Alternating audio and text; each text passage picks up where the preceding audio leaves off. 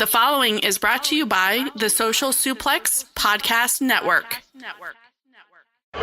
Yo, what up? This is Rocky Asuka Romero of Chaos, and you are listening to Keepin It Strong Style, the ace of podcasts. Yo, this is Rich Latta from One Nation Radio. This is brought to you by the Social Suplex Podcast Network. We present to you the ace of podcasts, Keepin It Strong Style. Let's go. It's the ace of podcasts, Keepin It Strong Style. Covering New Japan, they ready to hold it down. Jeremy Donovan and the young boy Josh. Come and hit a job out and bury all the frauds. From the Tokyo Dome over to the G1. Social Suplex is the network where we can get it done. I'ma chill and let them have it, cause this is just an intro. Keeping the strong style, 6 stars from the get-go, boy. Yeah, from Tampa Bay to the Tokyo Dome, this is Keeping It Strong Style with your hosts, Jeremy Donovan and the young boy Joshua Smith. And thank you for listening. Welcome to Keeping It Strong Style, the ace of podcasts on the Social Suplex Podcast Network. Jeremy Donovan here, alongside the young boy Josh Smith. On today's show, we'll be reviewing the highlights from Road to Wrestling Dontaku from April 23rd, April 24th, and April 27th. Also, Wrestling Hi No Kuni from April 29th. We'll also be naming the April Wrestler of the Month and Match of the Month, as well as covering all the latest news in the world of New Japan Pro Wrestling.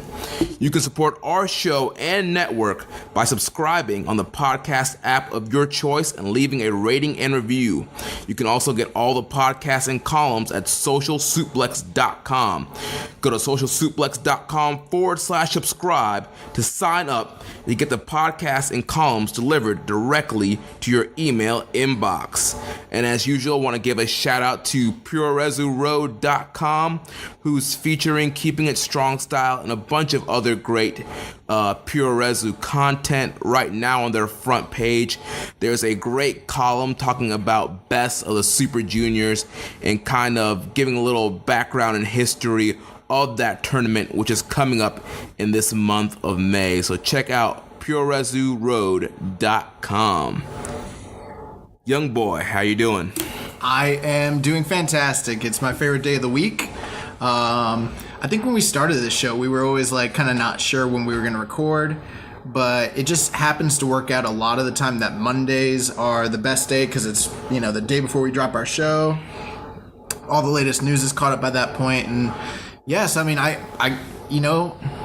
there used to be a time where I was a fan of another wrestling company, and I used to dread Mondays, and I knew I was going to come home and watch some bull crap, but now I get to talk about my favorite, wrestling company in the world, and I'm super excited. I'm excited for this show. I think we got some good stuff to talk about, and let's get it popping, dog. Yes, so we're going to start off. We have Road to Wrestling Dontaku. There were 3 of them last week.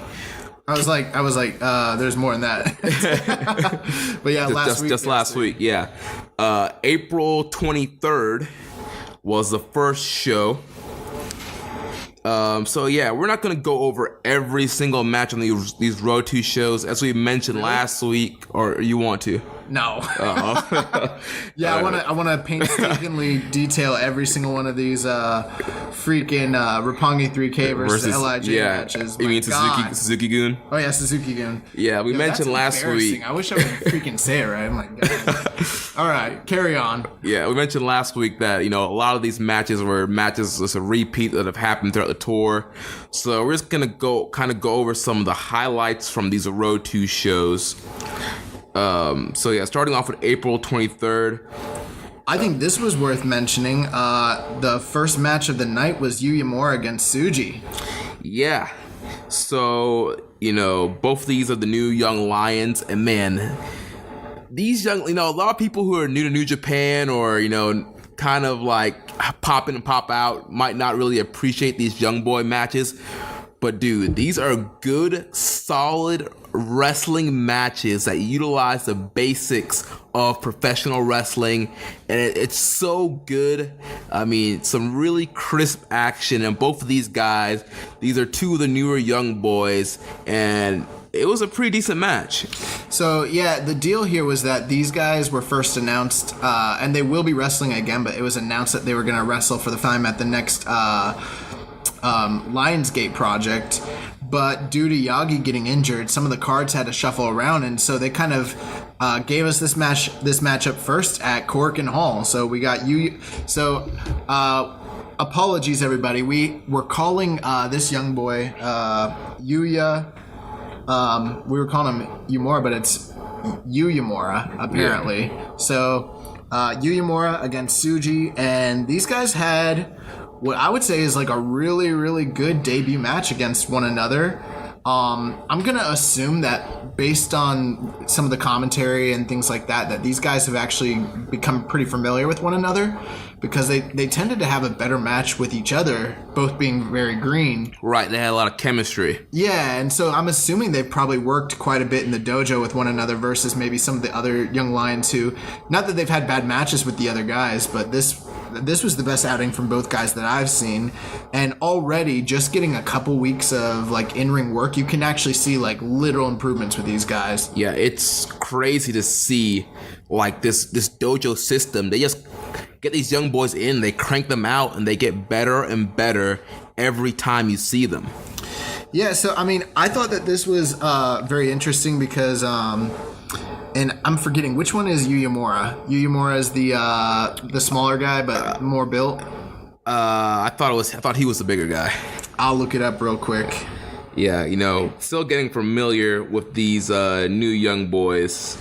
Well, the thing is, like, they both have similar looks. Yeah. So that's why, like, I keep like getting that. I know, like, the different. Actually, I think Tsuji is a bigger one. Actually, that's what I was saying. Yeah, you're right. Yeah, Tsuji's a bigger one. So one thing I picked up on this, I don't know if you noticed, but like they told a really good story where like, and I'd kind of alluded to this, that Yuyamura was kind of the more technical of the two, and Tsuji was like the bigger, like more kind of bumbling, but more of like a striker.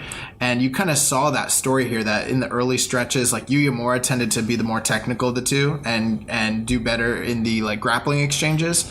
But then the size started to like come into play, and he had trouble with Tsuji as like the match continued. I don't know if you noticed that. Yeah, I did notice that. Yeah. And so pretty much, I mean, Tsuji, he was using his size kind of earlier on in the match. Try to use that size advantage over Yuya.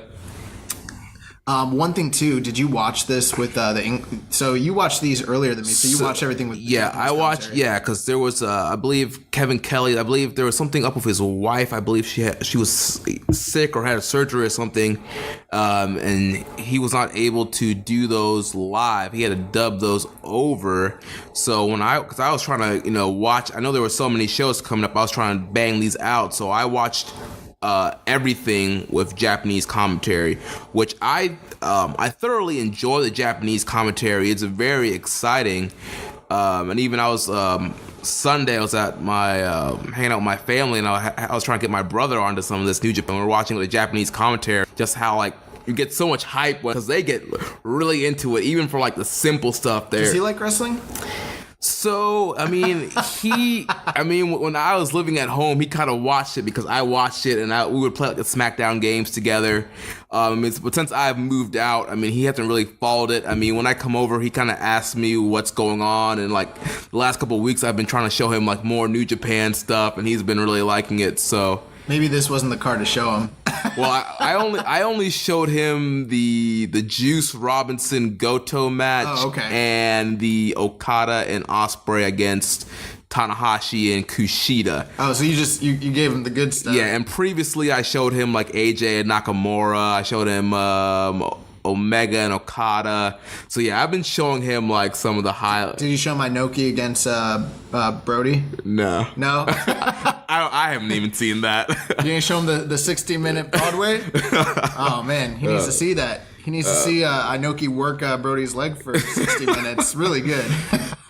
Speaking of Broadway, these guys, they had a 10-minute Yeah, they Broadway. went to a draw, and it was kind of cool because you got to see both guys. From what I've seen on tape, their first attempt at Boston Crabs and near falls, and so there was a lot of, you kind of got the sense that both guys were very near to finishing one another at different points in the match. Especially there was one point where Tsuji had Yuyamura in a really nasty looking Boston Crab, and I did not think he was going to make it to the ropes. But they worked all the way 10 minutes and came to a draw. At the end of the match, you kind of saw I don't know which one it was, but one of them crawled over to the other one. I thought they were embracing, but he was trying to pin him. Yeah. They started fighting again, and I was like, oh, here we go. So we got a little bit of. So this is like the new rivalry. Yeah, and they're going to be wrestling again in May at the Lionsgate project. Yeah. So this is very interesting. Very good first match between these two guys, and I'm looking forward to seeing more from them. Other than that, I mean, there was really nothing else going on. I mean, Nakanishi, Nagata, and Tenzan went over Umino, Oka, Narita. Roppongi 3K took on the triple team of Suzuki-gun, and they wrestled to a DQ, basically. So Horrible. Another terrible match in a terrible series that I don't know why they've been wrestling each other. Makabe, Elgin Juice, and Hanare and Kushida wrestled Goto, Ishii, Yano, Yoshihashi, and Will Ospreay. Chaos ended up beating them. Nice little solid 3-star match. Tanahashi, Finlay, and Taguchi took on Okada, Jay White, and Gato. And this one ended with Tanahashi, Finlay, and Taguchi coming out on top. Decent match, nothing really special there. You got Naito, Evil, Sonata against Suzuki, Archer, and Davey Boy setting up their future matches at Hi No Kuni. Suzuki-gun ended up winning that match at 12:50 with a pin, which brought us to the only match really aside from the Young Lions match that I feel like is worth discussing on this card, and that was the junior tag or the junior heavyweight tag team titles. The champions Yoshinobu Kanemaru and Desperado taking on the challengers Bushi and Hiromu Takahashi. So, take us to it, Jeremy. Yeah, so first of all, I just want to say, my expectations for this match were pretty low based off everything we've seen so far in the last few junior tag title matches. I mean, you have some great workers here, but for I guess the problem here is these matches with Suzuki-gun, they get overbooked. There's way too much cheating, fighting on the outside, ref bumps, pulling on mask, low blows, this, that, black miss, the sunshot, the whiskey, Satori whiskeys, surprise. Yeah. There's just so much of that stuff that it kind of really lowers. Usually I'm the pessimistic one in between the two of us, so to hear you kind of go, it's wow. Well, the thing is, this has been a long program, and it's the same things over and over and over again. It's the thing, Desperado and Kanemaru, these guys, they're good wrestlers. Yeah. And I understand, guys. Yes, I understand. They are heels. I'm not supposed to like them. They're supposed to cheat. I get it, guys. I've been watching wrestling since I was 4 years old. I get it. But there comes a point where, too much. It's just that, you eventually want there to be a payoff to a feud. And so, there's a way for, and I've said it before, there's a way for guys to cheat and to still get the match over. I'm not saying that every single match needs to be a 5-star classic or anything like that. Right. But you expect when they're building, you want there to be a delivery to what they're building up to. And it just seems like this has been a meandering feud, and you don't know why it's happening. You don't know where it's going. And it's kind of just been, I would say, disappointing, honestly. Yeah. Which might even somewhat be the theme of the month of April across the board. And now, besides all the overbooking and the over-cheating, I think this is probably one of the best junior heavyweight tag title matches out of this rivalry that's been going on between LIJ, Suzuki-gun, and Roppongi 3K. last few months that we've been seeing. This is probably one of the better tag title matches. First of all, it was team on team, so there wasn't the clunkiness of a third team in there. And this went 25 minutes, and besides overbooking, this was a pretty good match. Well, the thing is, it started off like very, it started off exciting and hot, and then they went to the traditional Suzuki-gun. Everybody gets dumped to the outside, and then they fight and brawl for a while. And then when they came back in, we got the heat for a long time, and that kind of killed it. But once you got past that stuff, and then you got to the actual to the freaking hot tags, and then all the high spots, this match did start to take off. My only problem with it is it just ended super abruptly. It seemed like they were starting to get to a point where it was like, oh, this is really like getting good, and then it was just over. Yeah, and then it was just over, and again overbooked the way they did the finish here. Yeah, so pick it up towards the end of the match here. There was a double team code breaker from Bushi and Hiromu that gets two. Eventually, Kanemaru hits the miss on Bushi, breaking up the Doomsday MX that they were trying to do. Desperado covers Takahashi for two. Takahashi fights off Desperado, hits a super kick and another. Then Bushi hits the black miss on Kanemaru and takes him to the floor. Bushi and Hiromu double team Desperado. Bushi hits a dive and then a dynamite plunge, gets a 2-1 Desperado. Takahashi hits the Blu-ray and Desperado uses a ref to escape the time bomb. There was a ref bump, a belt shot, then the Pinche Loco, and Kanemaru and Desperado get the win here and retain the junior heavyweight tag titles over Bushi and Takahashi. Didn't I say? Yeah. Last week. What did I say? That I predicted the LIJ? No, you already knew the finish. Oh, that's right. I already knew the finish of this one. Yeah. But I mean, it was exactly what I thought it would be. It was like, what's the point? They've been doing this overbooking crap. I just feel like if it's going to come down who can cheat better, then it's going to be Suzuki-gun retaining. And unfortunately, it seems like this feud is going to continue for the time being until leading us into Best of the Super Juniors. Right. And so with that kind of tells me that for the time being until Dominion, we're not going to really see these titles defended or even be involved in any kind of meaningful, and who knows, it might not even really, these things might get carried until Junior Tag League, Right, yeah. I mean, and this is just kind of goes back to the point that we've literally have made since episode 1 of Keeping It Strong Style. There really doesn't need to be a junior heavyweight tag division. I mean, there can be if it's called for and you've built a division around it, but when it's just junior tag titles to have junior tag titles and you're throwing guys together and it's just taking up a spot on the card, I feel like to an extent, because they have so many multi-man matches, the never 6-man tag titles have more of a purpose than these titles do, because you have so many factions, so many 6-mans that you can throw together and have a spot in the modern New Japan, the way that things are set up with all the factions. Those titles make more sense than these ones do to me. Right, and like you've mentioned, it's been a lot of thrown together teams. Yes, Bushi and Hiromu are both LIJ, but they're normally competing in singles action. And then you kind of throw together Kanemaru and Desperado. Yes, they're both Suzuki-gun, but they're usually not always teaming together. I mean, they do, but it's not like there's this.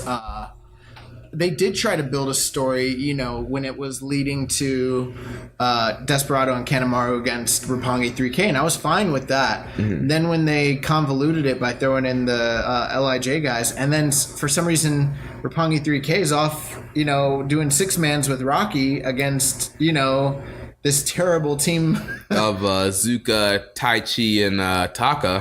I mean, I don't get it. That's the problem. I don't really get how we arrived at this point, and I am thankful that like it's coming to an end, I suppose. But I don't know. There's not much like redeeming. There's not much to say here that's like redeeming. I almost feel bad because it's like we're being so negative on the whole thing, and it's like it does need to be criticized, but it's like wow, like.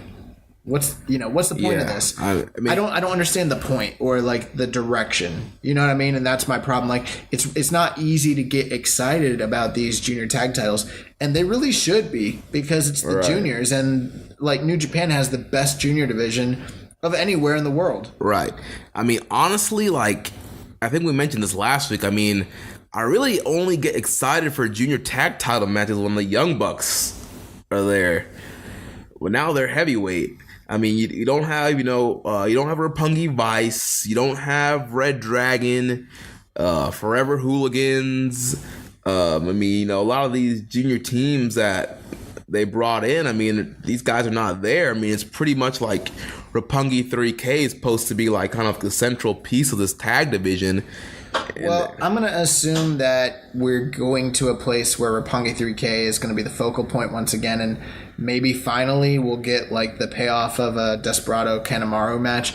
But I'm still yet to see a match of these guys that I really enjoy or am invested in. I'm just at this point I'm not really that invested. If that makes sense. Yeah, totally. So, let's get the titles back on Roppongi 3K. Ghetto, if you're listening, show some favoritism. Book your boys. You know what's up.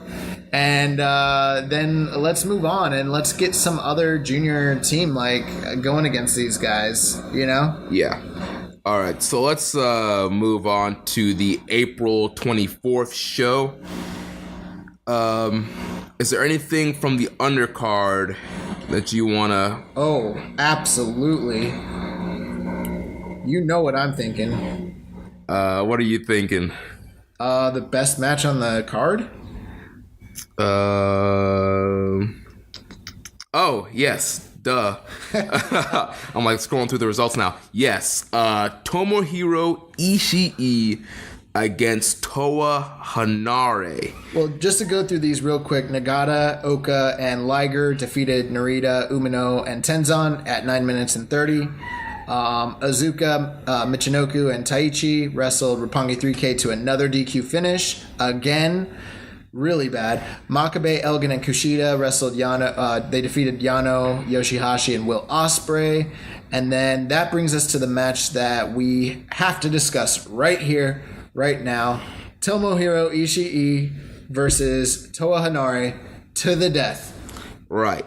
So this was a very good match, which I think we expected based off all the previous interactions we've seen with Ishii and Hanare in these multi-man matches. And like we said, man, strong style. Both of these guys hitting each other as hard as they possibly can. Big power moves from both of these guys.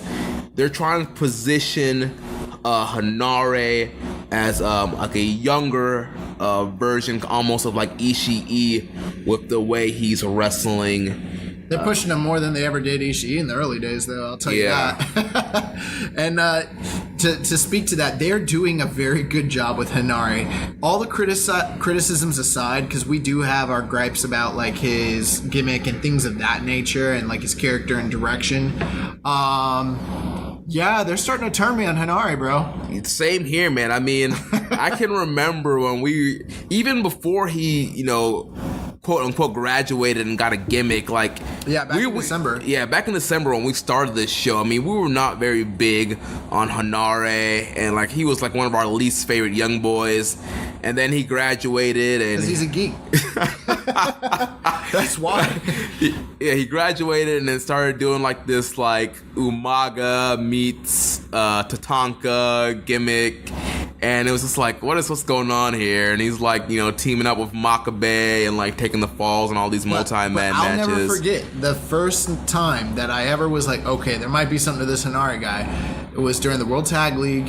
and it was during his first interaction that he had with Ishii, and he started chopping the crap. Yeah, I remember we were like, dude, what is this dude? I was like, oh my god, this is incredible. And it's literally been since day one, every single interaction between these guys. It is literally the highlight of every single show that they're on. Every show, every single night. Their matches might not steal the show, but their interactions with one another tend to be the best thing in the matches that they're in, and tend to be one of the best things on the show. Yeah. So I've been super excited for this match. Now, one thing I do want to point out, even though this was Hinari wrestling in Korakuen, I think in his first major special singles match since he graduated, did you notice that the card was down? That the house was down? The house was definitely down. Yeah. Significantly for a Korakuen show. Well, I believe that's because of the main event. We'll talk more about that, but I thought it was very interesting. That's one of the lowest Korakuen shows I know a few weeks ago we talked about another show that was a little bit lower, but this looked worse. Yeah. I don't know any official numbers, but yeah. Even still, this crowd was super hot for this match. They had a really, really, really good crowd for this match, and I really dug everything about this match. Everything that happened, the interactions they had. One of my favorite things was just the beginning of the match, how Ishii tried to ground Hinari and he just held him in a headlock for I was like, oh man, that brings out my 1980s I don't know, mid-Atlantic fan, like a guy just working a hold and really working it, and Hinari struggling because he just wants to kill Ishii, and Ishii's like, no. Yeah. Take this hold. And man, there was a lot of great counters and moves. I mean, these guys have been wrestling each other several times now on several multi-man matches, so they both kind of know each other's offense. So there were a lot of great counters in this match as well, and then as we mentioned, just a lot of heavy strikes. Yeah, bro, when they started doing the chops to the neck, and Ishii's kind of known for that, the forearm to the neck, but when Hinari started returning them in the corner, I was like, oh man, we have a fight here. Yeah. Have you noticed Hinari's getting bigger too? Yeah, he's getting vascular. Yeah, he's getting big, man. He's getting really big. And these guys just kind of went all out. Hinari hit several Samoan drops and near falls. And then I don't know when exactly it happened in the match. I almost feel like I need to rewatch this, but did you when was it that it seemed like Ishii started selling the ribs? I believe... Was it off a spear or something? I believe it was off a spear. He just started doing one of the best sell jobs I've seen this whole year. Mm-hmm. And Ishii, when we first started watching Ishii a few years back, and the sell jobs that he does where he'll be falling all over the ring, Rich, I think Rich was the first one that coined the term, or maybe it was James, but they're bumbling. Yes. He'd be bumbling out here. And Ishii is just so fantastic at taking offense, looking like he can never die, and then all of a sudden the sell comes, and it's the accumulation of all the damage he took. Yeah. And so he just starts selling the ribs right in the middle of the match, and that Hinari has no shot of winning this match at all, but they just start painting this picture where wow, maybe he had he could pull upset here. Yeah. I mean, the right strike could keep the Stone Pitbull down. How about the fact that the Hinari, or that the Toa Bottom... The Toa Bottom is the rock bottom. Yes. That's pretty great. Yes, I'm so glad. I'm pretty sure someone in the office is listening to this show where we're get rid of that Samoan drop. Yeah. This man needs our good friend, Rocky Romero, in the New Japan office, he's listening to us. He's like, you know what? Josh and Jeremy are right. We're going to give this guy the Toa Bottom. A finishing move of one of the greatest. I haven't seen him hit it yet. Yeah. But when he does, I'm going to mark out. Yeah. I mean, I was marking out just when I saw the setup for it. When I saw the setup, I was like, oh, yes. So, let's kind of go to the play-by-play by the end of this match here. Well, one other thing I want to say is, even though this match was not 5 stars or anything, and it did end somewhat abruptly, I'd love to see these guys run it again. The last 5 minutes, just the sequences that they were putting together and the drama that they built, it's not like the whole match was great. It was good. The whole match wasn't great, but there were some parts that were extremely good, like the finishing sequence. That the striking exchanges and the near falls and the violence, like I was just like, man, this is what wrestling should be. This is wrestling. Yes. So coming on towards the end of this match here, Ishii hit a Saito suplex for a near fall. Hanare is able to come back out of desperation with a pop-up Samoan drop. Both men are down. They get to their feet and they're trading big strikes. This is the sequence I was talking about. Yeah, Hanare hits a German and a spear for a near fall. Then he follows it up with lariats, but Ishii's not going down. After a few more, Ishii finally goes down. Oh, and I loved the sell on that. He was hitting him back and forth, and they were both trading shots, and Ishii was acting like nothing was going to phase him, and then all of a sudden, the sell came in, and he just drops. And I was like, yes. And then they trade headbutts. That too. This match was awesome, bro. I'm marking out just thinking about how the 3 headbutts that they gave each other were just awesome. So Hanare's down. Ishii drags him up, hits a lariat, then he hits a sliding D for 2. Hanare counters the brain buster into a cradle for 2. That was a close near fall there. I popped for that one. Then a spear falls up for another near fall. Then Ishii comes back, dumps him with a snapdragon, hits a lariat for another near fall. Kills him with that lariat. Yeah. And then it was the brain buster, and Hanare was done. Good night. Thanks for coming. Stone Pitbull picks up the win. 15 minutes and 20 seconds. So they've done a really good job at endearing Hanare to me at this point. So I'm at the point now where I'm like, I'm invested. I'm invested. And this guy did not care about it at the beginning of this year. We're 4 months in, and I'm like, okay. Let's see what he can do next, because I'm starting to get invested, and even with the bad gimmick, doesn't really matter, because if he's gonna deliver on that level time and time again, then they got my money. Yeah, they got my money. You know what I would like to see him do? Probably the next couple months, I would like to see him win the belt and beat everybody. Kind of where I was going. I want to see him challenge Goto for the never open weight. I think Goto's gonna have his hands tied for the time being, but maybe. Yeah. So, yeah, we'll get to freaking Goto a little bit later.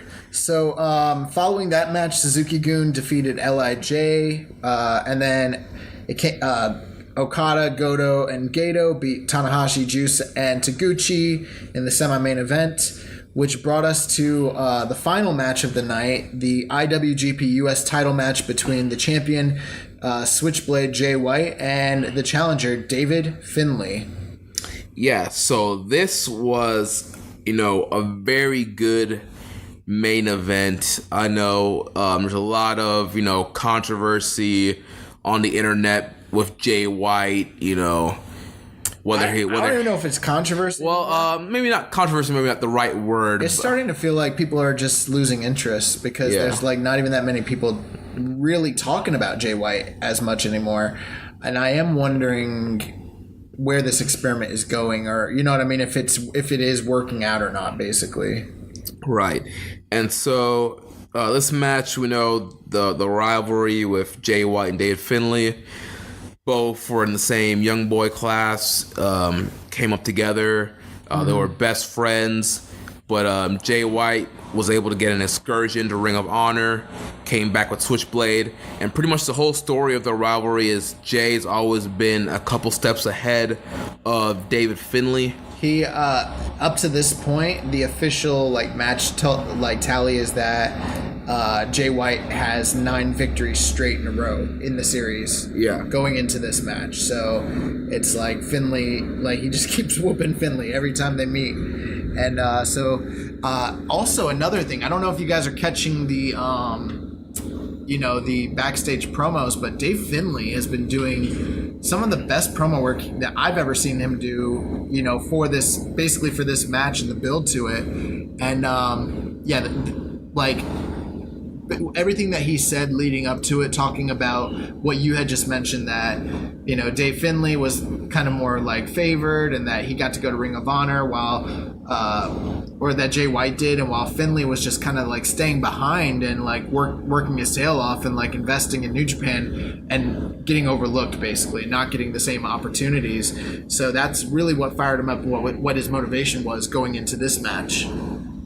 Right. And you know, these guys, they know each other so well, and I thought this was a really great kind of breakout performance for David Finlay here. You know, he's a guy that we always joke in these multi-man matches, like, oh, Finlay is out, he's taking the fall. Not lately, though. Not lately, but, you know, usually that's been our kind of our inside joke when he comes out, but he really stepped his game up here in this match. Yeah, so I mean, I'll say this. I wasn't as high on the match as other people were. For me personally, I don't know if it was just maybe I was tired while I was viewing it, or what the case was, but it did seem to like be a little bit like meandering and kind of, you know, that's been the story with a lot of the matches this month as well. I don't know what the deal is right now. Yeah, maybe it's just because it's April. Yeah, April has been like a very like lackluster month across the board. Yes, there were great matches that happened this month. Well, Sakura Genesis was awesome. Right, but that was at the very beginning of the month. Yeah. It was like we got our dessert first at the beginning of the month, and then we were spoon-fed veggies the rest of the month. Yeah, like everything after like Mania weekend has been like, I mean, there's been some good stuff, so it's not like I'm not downplaying the entire month overall and just throwing it all away. But I will say, personally, I much more enjoyed the match that they had earlier this year at Korakuen between Jay White and Dave Finlay. Really? A lot more. I like this match more.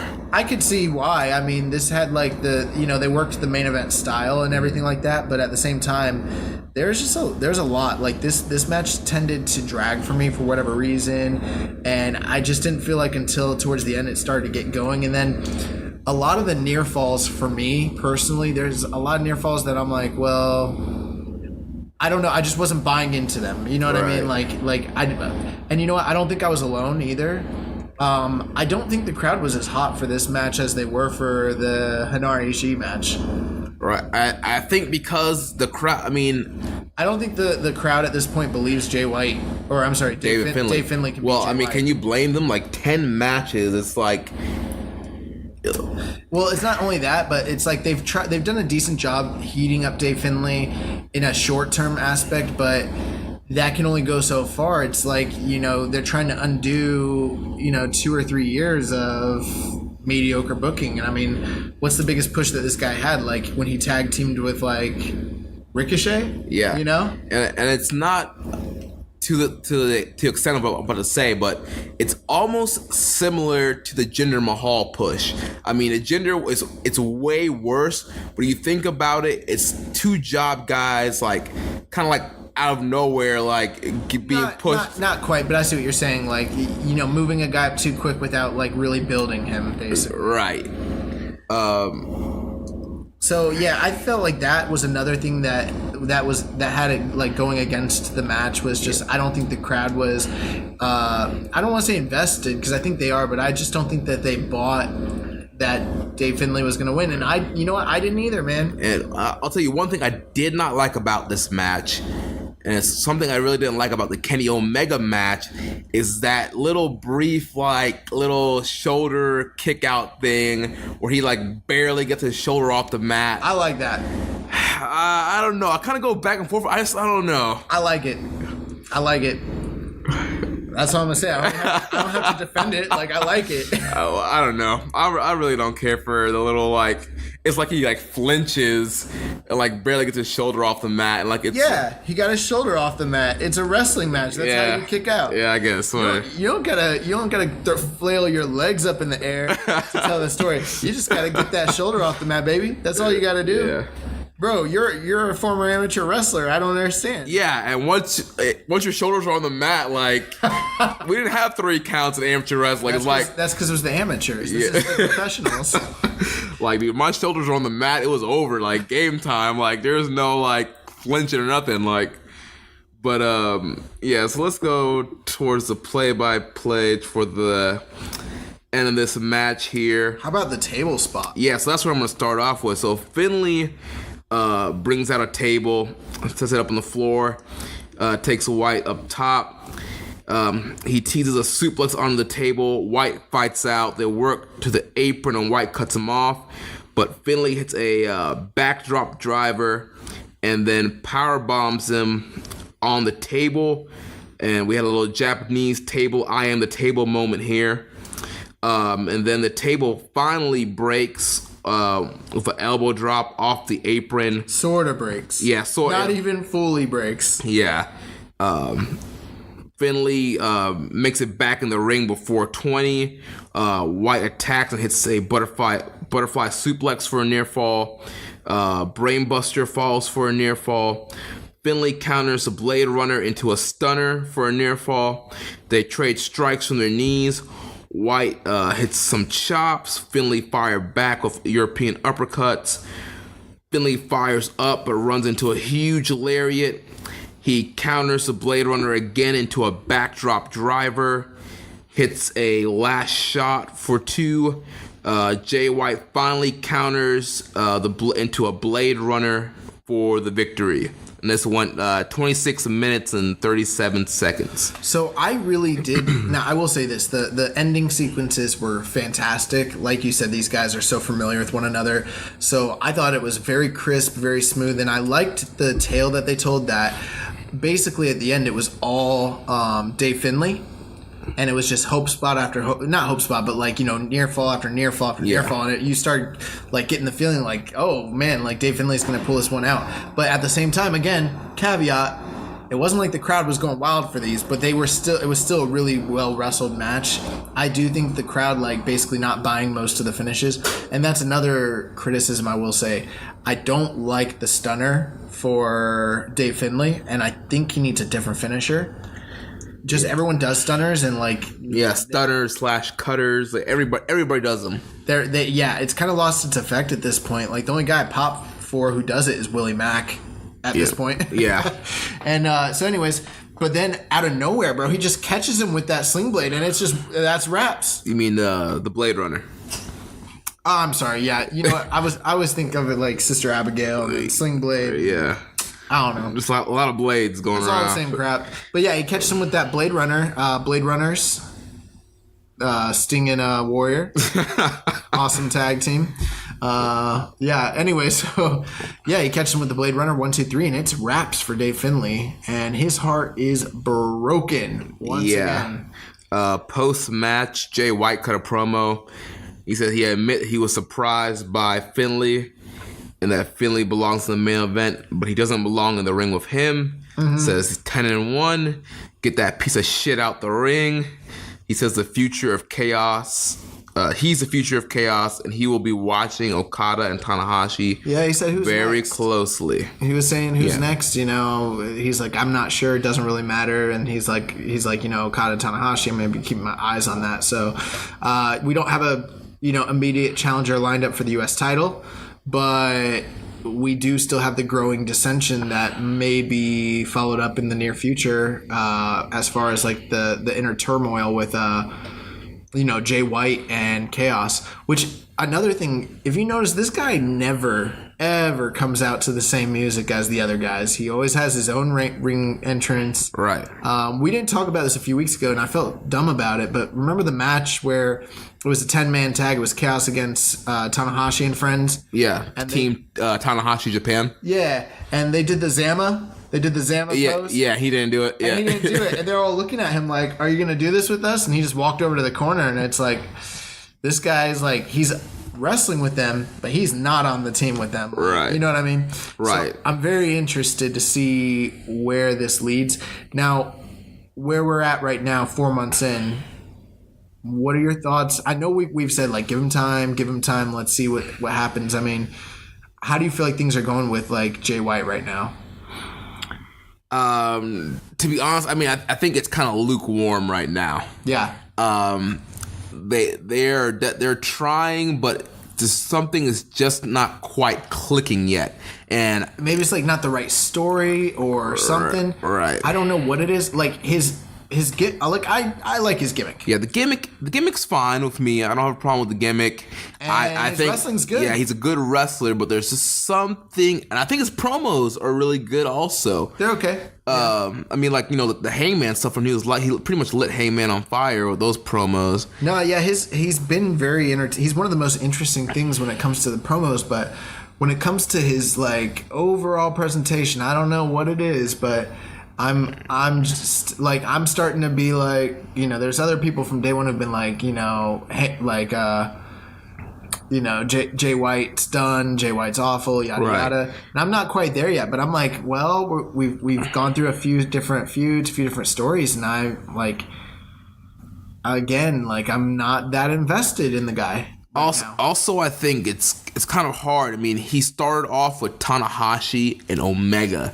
It's like there's like not much going up from there. I mean, you could wrestle Okada and Naito, but I mean, yeah, but at the same time, like, you know, you gotta also think like, you know, Hiromu Takahashi came back off Excursion, came into the company and was the hottest thing for 6 months. Yeah. You know, in 2012 when Okada came back, he took the title right off Tanahashi and he was gold ever since then. I mean, the guy's literally been gold since, you know, since that day, like the last like 6 years. So I'm just wondering, like, yes, you know, everyone's at different paces and you got to give him like some leeway, but how much slack is this guy gonna get before we start, like, he starts delivering to what I think is the New Japan standard. Right. And there is a working standard there. And I think part of the problem too is like just like almost like the caliber of his U.S. title challengers. Well, I mean, yeah, you're not completely off there. I mean, but at the same time, I think the idea of the title right now is to give up and coming guys a shot. Right. And so I thought this match would be like a way to really get these guys over, but there was a gear that they just never got to. I was expecting it to go to another gear, and I don't know if maybe it's inexperience. I mean, clearly they work really well together and have lots of chemistry, but it takes more than that to put on like a real classic. And this is a match that was like, it was good, you know, but it was something that's going to be forgotten by the end of the year, much less like, you know, remembered as part of a memorable title reign, you know? Right. Same thing with the J. Like, I actually thought that this match might have. He wrestled Hangman. Yeah. I think the Hangman match might have been worked harder, but people cared less, and so maybe it came across as not as good. But I don't know. I didn't think this was as good as the Hangman match as far as in ring work. Maybe for story it was better, but for in ring work I did not think it was better. I liked the table spot and I liked some of the sequences, but overall it wasn't as cohesive. Yeah, I don't know what's the next step. Like, I don't know where he goes from here. Yeah, I was expecting, you know, when he was saying who's next, for maybe somebody to come out and challenge him. Yeah, I thought so too. I really think he needs a solid challenger for his next title defense. What if he takes the title off Okada? Oh, you think I'm joking?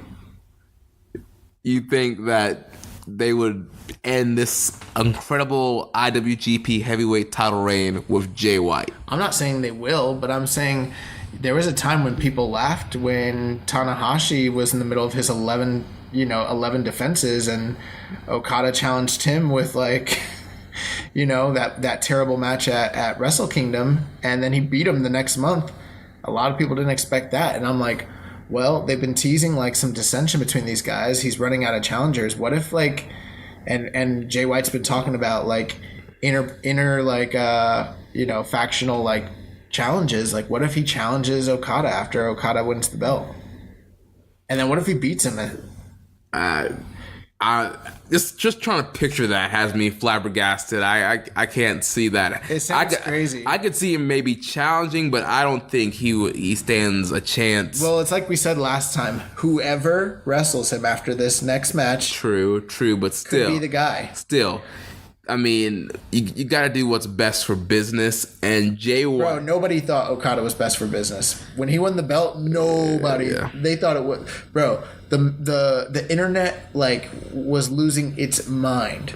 I'm not saying it's the best thing for business. And again, we just sat here and criticized the guy. And so I'm not saying that, but who knows? Like maybe that's the direction they're going. I don't really know. And I mean, if you look here, speaking of business, we talk about this slow house. This was the main event. Jay White and Finlay. Yeah. You saw what happened when this was the main event. Like, this was not a big draw. But is it because of Jay White or is it Dave Finlay? Or both? I think it's a matchup. They've seen this is the. They saw it a few months ago already. Yeah, they saw it a few months ago, and this was the 11th match between these guys. It's like, and this is pretty much the same result. It's Brock Lesnar, Roman Reigns. It's not that bad. But you know what's gonna happen. You know Jay White's probably gonna get the win. Like, I guess I'm just wondering where they go from here. I think that remember when last week I actually predicted Finlay to get the upset because I was just trying to be like, I don't know, just trying to be different. Yeah, I really was, because even though I knew deep down like White was going to win, I was like, well, where do they go from here was my whole thing. Like, where do they go? And now it's happened. Now we're a week later. Finlay lost, just like you said he would. And then what I said would happen kind of happened. It's like, well, where do they go from here? And they can bring someone in to challenge like Jay White. That's all good, but I don't know. Maybe something will happen during G1. Like, or I don't know, Dominion's coming up before G1, isn't it? Yeah. So they got to do something in the next like month or two. Yeah, and there's probably not going to be a title defense in May because it's all best of Super Juniors, right? We'll get to it later, but Jay White does have a title defense coming up, so I kind of forgot. Oh, he does? He does, and we'll talk about that during the news. So I think that covers that. So we'll keep our eyes on this and we'll move on. All right. So the last Road 2 show this month was April 27th. Yep. Anything before the Never title match you want to go over? Well, Narita beat Yuya Mora 4 minutes 45 seconds via submission. Taguchi, Tiger Mask, and Jushin Liger beat Umino, Oka, Nagata via pinfall. Shoyo and Rocky Romero beat Taka Michinoku, Iizuka, and Taichi at 9 minutes, which was also another bad match between them. However, surprise. However, it felt like the blow-off match, and the one thing they did end up hitting, I don't know if you... Oh, yes. Sho hit Iizuka with the Iron Claw. That was the only good thing about this match. Yeah, so I gave this match like a bump in the rating. It went up from like 1 to like 2 stars. Really? You still give it that high? Well, they beat him by pinfall. It was a decisive finish, and Iizuka got hit with the Iron Claw. Like, if he's going to get hit with that Iron Claw, that's a whole star rating for me. That's up a whole star. So after that, Hanare, Michael Elgin, and Togi Makabe and Dave Finlay defeated a 4-man team from Chaos. After that, we got a matchup between LIJ and Suzuki-gun. LIJ ended up beating the team of Suzuki-gun, which led us into our semi-main event for the IWGP Never Openweight title. The champion, Hiroki Goto, taking on the challenger, Juice Robinson. Our good personal friend, Juice Robinson. Yeah, it was cool. He opened up the show for us last week. Yeah. I don't think I'd actually heard that drop until like you inserted it, because I wasn't with you guys when you guys were recording that at that point. Yeah. So that was cool. I was like, hey. Although I was like, dang it, Juice, you dated us. He's like, oh, we're here at WrestleCon. I was like, Juice, come on, man. Killing the gimmick. This was, I really, really enjoyed this matchup between Goto and Juice. I thought it was hard hitting, had a great pace, there was great near falls. I thought this was a breakout performance in Juice. I felt the crowd was heavily invested and heavily behind Juice, and they were trying to do everything in their power to will Juice into this match. This is the hottest that Juice has ever been, no pun intended. Yeah. But this is like the most invested the crowd has ever been to him. He's never been this popular. And they were just hanging on every single action. This match wasn't like a complex story. They weren't doing a ton of crazy stuff. A lot of the things they were doing were very simple, but it was telling the right story with the right build and the right guys. And the crowd was even, invested in Goto as well. So everything that they did like mattered. And this crowd was just, they were super hot for this, as opposed to the night before, or I'm sorry, like on the 24th, where you could feel like the crowd was just really not feeling it. They weren't into it. This was a match where they were definitely invested. Yeah. And I have to say, I was kind of upset. I was heated that Juice Robinson did not walk out as our new never open heavyweight champion. I thought it was a time. I felt it, man. Like they should have given our boy Juice the strap. I told you that, they like to book the heartbreaks. I'm tired of the heartbreaks, Ghetto. Like, give my boy Juice a strap. I don't know. It seems like, if they're going to give him a title, like, why not just give him the Never title? I mean, like, come on. It's the Never title, dude. Like, start him with something, man. Like, at the same time, like, I don't know. I guess Goto's their boy. Like, he is a star over there to some degree. Like, he's not like main event level, but, yeah. So, I don't know. I thought this match was really, really, really, really good. Would you say that this was by far the best match of the week for New Japan? Yeah. Yeah, I would say. Yeah, definitely. I mean, like, for me, I'll say this. I liked the Ishii and Hinari match better than Dave Finlay and Jay White. I will agree with that. Really? Yeah. A lot of people disagree. I know. A lot of people kind of rated the Hinari Ishii match lower than the Jay White and Finlay match, but I know. I guess we kind of have that strong style preference, and matches like Ishii and Hinare, we tend to rate higher, a little bit higher than most people do sometimes. Maybe because they freaking rule. Yeah, they're awesome.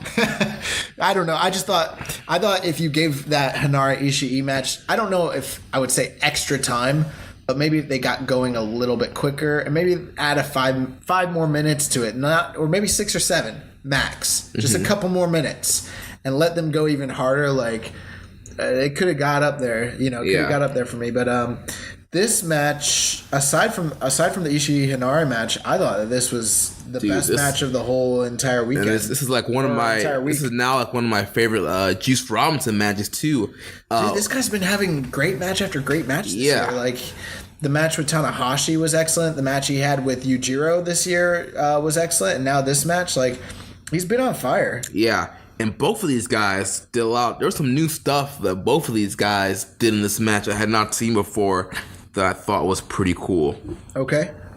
But let me go to the play-by-play here. So Juice hits a German, but Goto rebounds with a lariat. It's the Ushigoroshi. Goto follows with strikes. Juice fires back. They trade strikes. Juice hits a drop kick, but Goto rebounds with a body kick to cut him off. Both men are down. They fight to their feet. Goto hits the spin kick and Saito suplex and another. The ref is checking on Juice, but Goto shoves him away and looks to finish him. Another Ushigoroshi for a near fall. Goto takes him up top, and he's trying to hit a super Ushigoroshi, but Juice escapes and hits an Ushigoroshi. Big lariat falls for a great near fall. Juice gets fired up and hits a sick brain buster for another near fall. He attempts Pulp Friction, but Goto counters into a sleeper.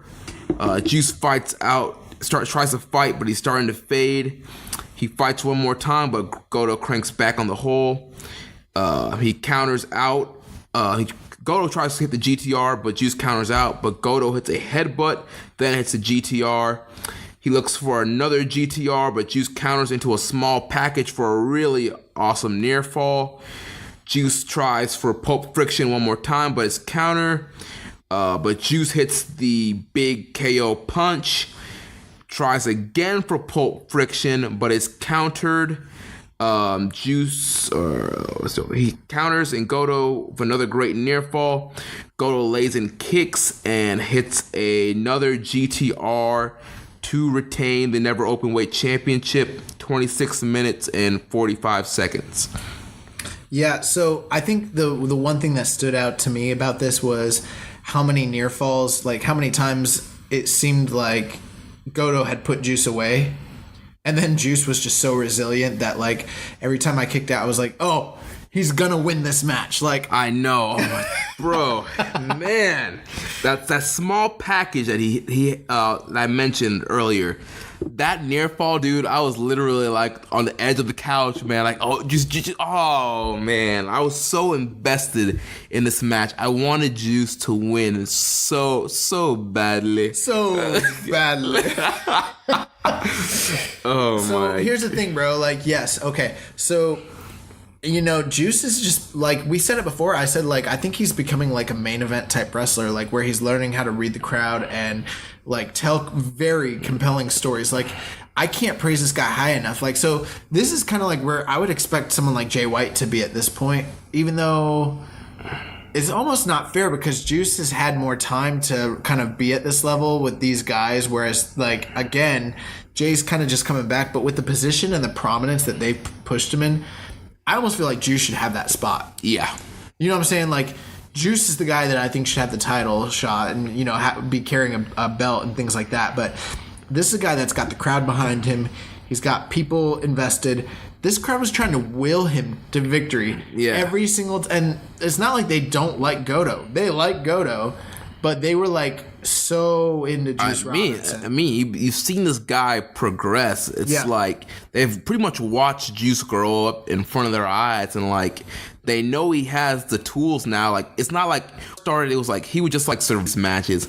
Now he's thriving. You can believe that Juice Robinson can beat Goto. The crowd believed it. The crowd believed it, and so it is a setback right now. But when this guy wins a belt, dude, it's going to be huge. They're going to lose their minds. And I'm going to tell you, I think this year he does win a belt. Yeah, I think I said that like at the beginning. I think one of my predictions for this year, like Juice Robinson's winning a belt. I think after G1, I think you'd be crazy not to like put a belt on him. And I could I could see him like winning the U.S. title.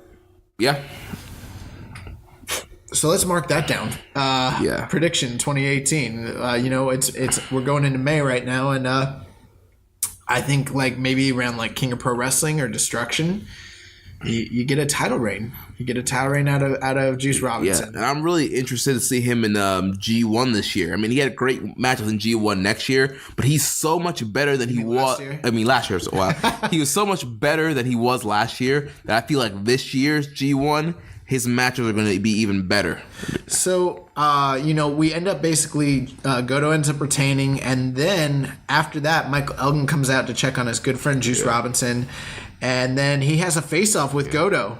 Elgin ends up telling, Goto that he wants the Never title, proclaims himself as the next challenger, and then all of a sudden we get Lord Taichi, his overlord. He comes into the ring. He says he wants a title shot. He ends up attacking Goto, and Elgin tries to come to Goto's aid. Taichi slithers out of the ring before he can get, Elgin can get his hands on him. Yeah. And that leaves us in a very precarious situation where we've got three guys, or two different challengers kind of going for the same belt, which you don't really see in New Japan, like hardly ever. Right, and you really don't see triple threat matches that much. Like I can't really, maybe there are, but I can't really think of like many like triple threat matches in New Japan. I mean, I can think of a few, but none that like it's not something that happens like every often day. I mean, other promotions, I feel like the triple threat is kind of abused. I mean, the last one I can really think of is that like Wrestle Kingdom. They did that junior triple threat with I forget who was in it. I think it was I know for sure that Loki was in it because he wore the Hitman attire. Yeah. And I think Prince Devitt was in it and somebody else, but it was a long time ago. And yeah. Since then, like, I don't know, I can't I mean, we've seen 4-ways, but nothing really comes to the top of my we've head. seen triple threat tag team matches, but They do them. They do them. I know they do them, but I feel like because I know Lesnar won the belt in a 3-way, and I know Bob Sapp won the title in a fair. Maybe he didn't, but I know he was in one. It's not that they don't do them, but I feel like it's rare. Majority of their title matches are usually 1-on-1. Yeah, so I'm guessing this is like gonna lead us to a 3-way between Elgin and Taichi. I don't really know. What are your thoughts on that, man? I don't know. I think Elgin and Goto would be a good match. Not sure how I feel about Elgin against Goto against Taichi. The thing with Taichi is like he had 2 really good matches the other month against Naito and Tanahashi, but he didn't win any of those matches. Yeah. And then since then it's like he's a heavyweight and he's been performing better, but nothing that would be like he's ready for a title shot. Right. Like nothing. So I don't know. I guess I don't know that Elgin's been getting beat too, though. So who knows? Like, I guess we've been wondering when they're gonna heat Elgin up. I guess this is their chance to do something with him. So at this point, though, like I shouldn't even make a prediction because I've predicted like all these matches wrong. But I'm like Goto's probably gonna retain against these guys. That's what I think. I would think so, but who knows? I mean, Taichi's heavyweight. Everybody loves him. Miho Abe was back on this tour. I was getting worried. I thought she might have left him or something. Yeah. I was starting to get worried, but I guess she's back. I popped big for Miho. I bet you did.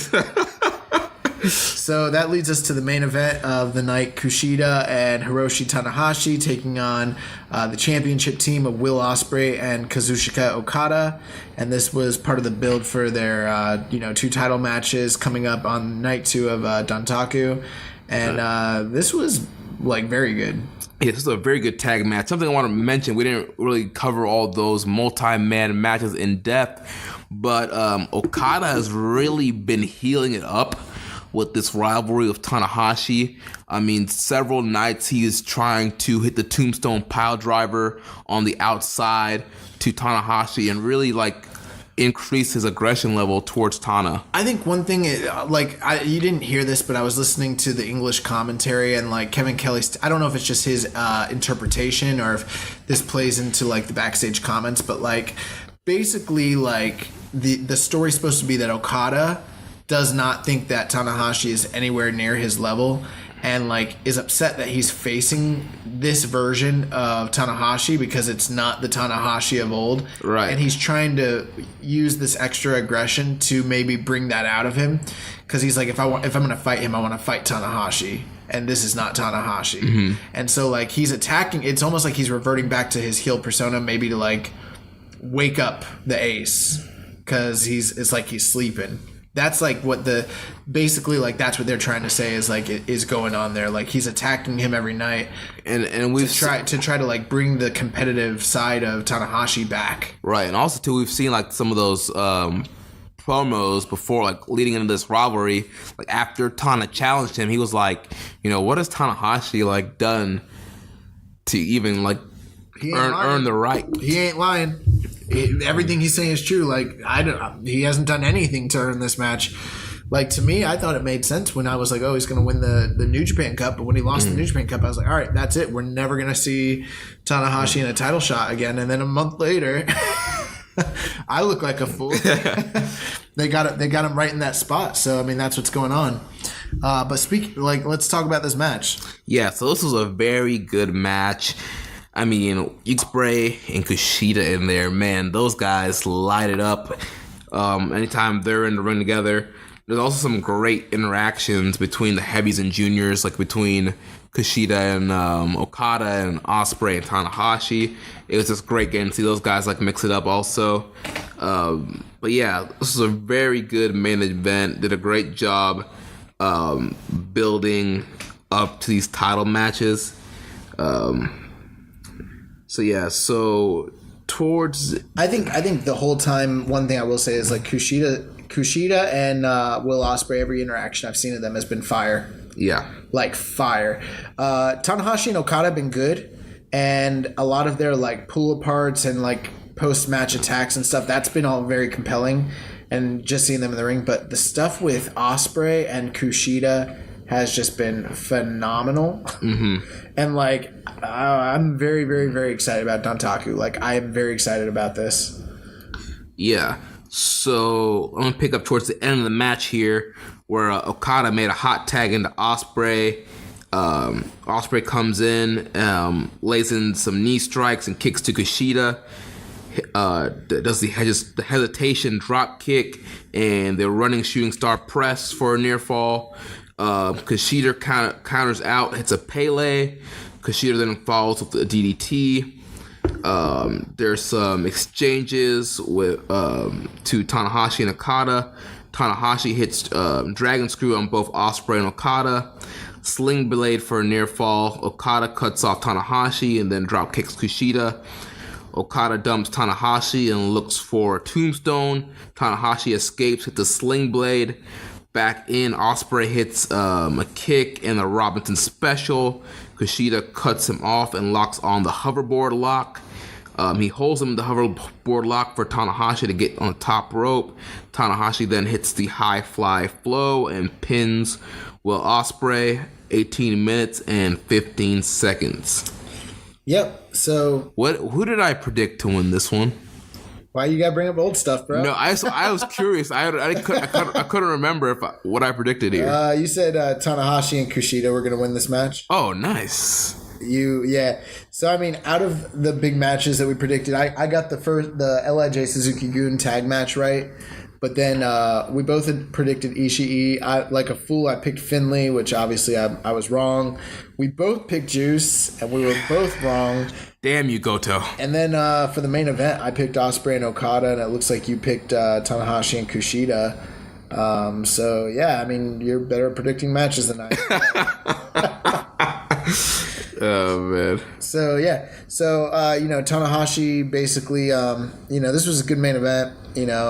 Building towards the matches that are coming up.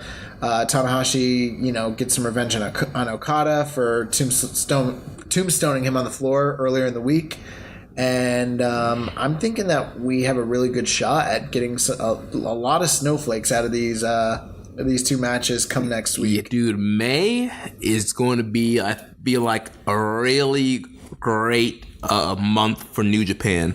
We got these Wrestling Dontaku shows with these 2 title matches. Best of the Super Juniors is going to kick off. Like, it's going to be insane this month. So the one thing that I thought was interesting was, and I don't know if you agree with me, but I thought the April 27th Road 2 show, this one with Goto, Juice, Tanahashi, and Kushida against Ospreay and Okada, that was by far the easiest to watch Road 2 show of this entire April month. This has been the best. That was the best show for me, including Hi No Kuni, since Dontaku, or since Sakura Genesis. Yeah, definitely. Yeah, so we've kind of talked about, most of the cards have been kind of lackluster with 1 or 2 good matches. This was all around just a much better, I thought, Road 2 show. And for me, I thought it was better than Hi No Kuni. Yeah. Which brings us to our review of Hi No Kuni. So this was just last night. Did you see that this was sold out? Yes, I did see. I heard Meltzer had mentioned that this was a sold out show. Yep. So a lot of, this is one of the biggest shows of the month, basically. And, headlined by, Tetsuya Naito against Minoru Suzuki for the IWGP IC title. I don't know if we have to go through each match, match by match, because to some degree, this almost felt like another Road 2 show for me. Even though it was a bigger card, a bigger show, and there was 2 title matches, the undercard for me just didn't really do it. Yeah, I mean, it was pretty much kind of back to the kind of just, the multi-man matches, some young boy stuff. Yeah. So, I mean, I don't know. We could talk about a couple matches here. So, Nagata and Ren Narita taking on Oka and Umino. Not much to say there. It was as good as what you'd expect. You know, the young boys are great. Nagata's great with them. Him and Umino have just been going at it the whole tour. I think you've been mentioning how like Nagata's just been kicking the crap out of Umino. Yeah, man. Nagata has been like killing this man. So, Nagata ends up winning with the Nagata Lock 2 on Umino at 9 minutes 49 seconds via submission. That brought us to the second match of the show. Dave Finlay, Jushin Liger, and Tiger Mask taking on Tiger Mask and Taguchi taking on Jay White, Rocky Romero, Sho, and Yo. So you kind of got like some of the best like junior type guys from Chaos taking on some of the better like junior guys from like Sekigun and like I guess Taguchi Japan. And I don't know. I felt very, very underwhelmed with the level of talent that was in this match. I thought it should have been a lot funner than it ended up being and more action-packed, and it was just by the numbers for me. Yeah, and I in our social suplex thread, I was like, how do you ruin a match with the Golden Lovers? You stick Azuka in there. We're not even there yet. Oh. Which match? Sorry, which match were you talking about? Finlay, Liger, Tiger Mask, and Taguchi. Sorry, I thought you were on to the next match already. I am. Dude, there's a whole nother match in between. Oh, yeah. Where are you? So Finlay, Liger, Tiger Mask, Taguchi taking on Jay White, Sho, Yo, and Rocky Romero. And I was just saying, like, with basically the level of talent that should have been there, you would think you'd get at least like a 3-star match. And I didn't even think it lived up to that expectation, really. Right. So, I mean, nothing much to say there.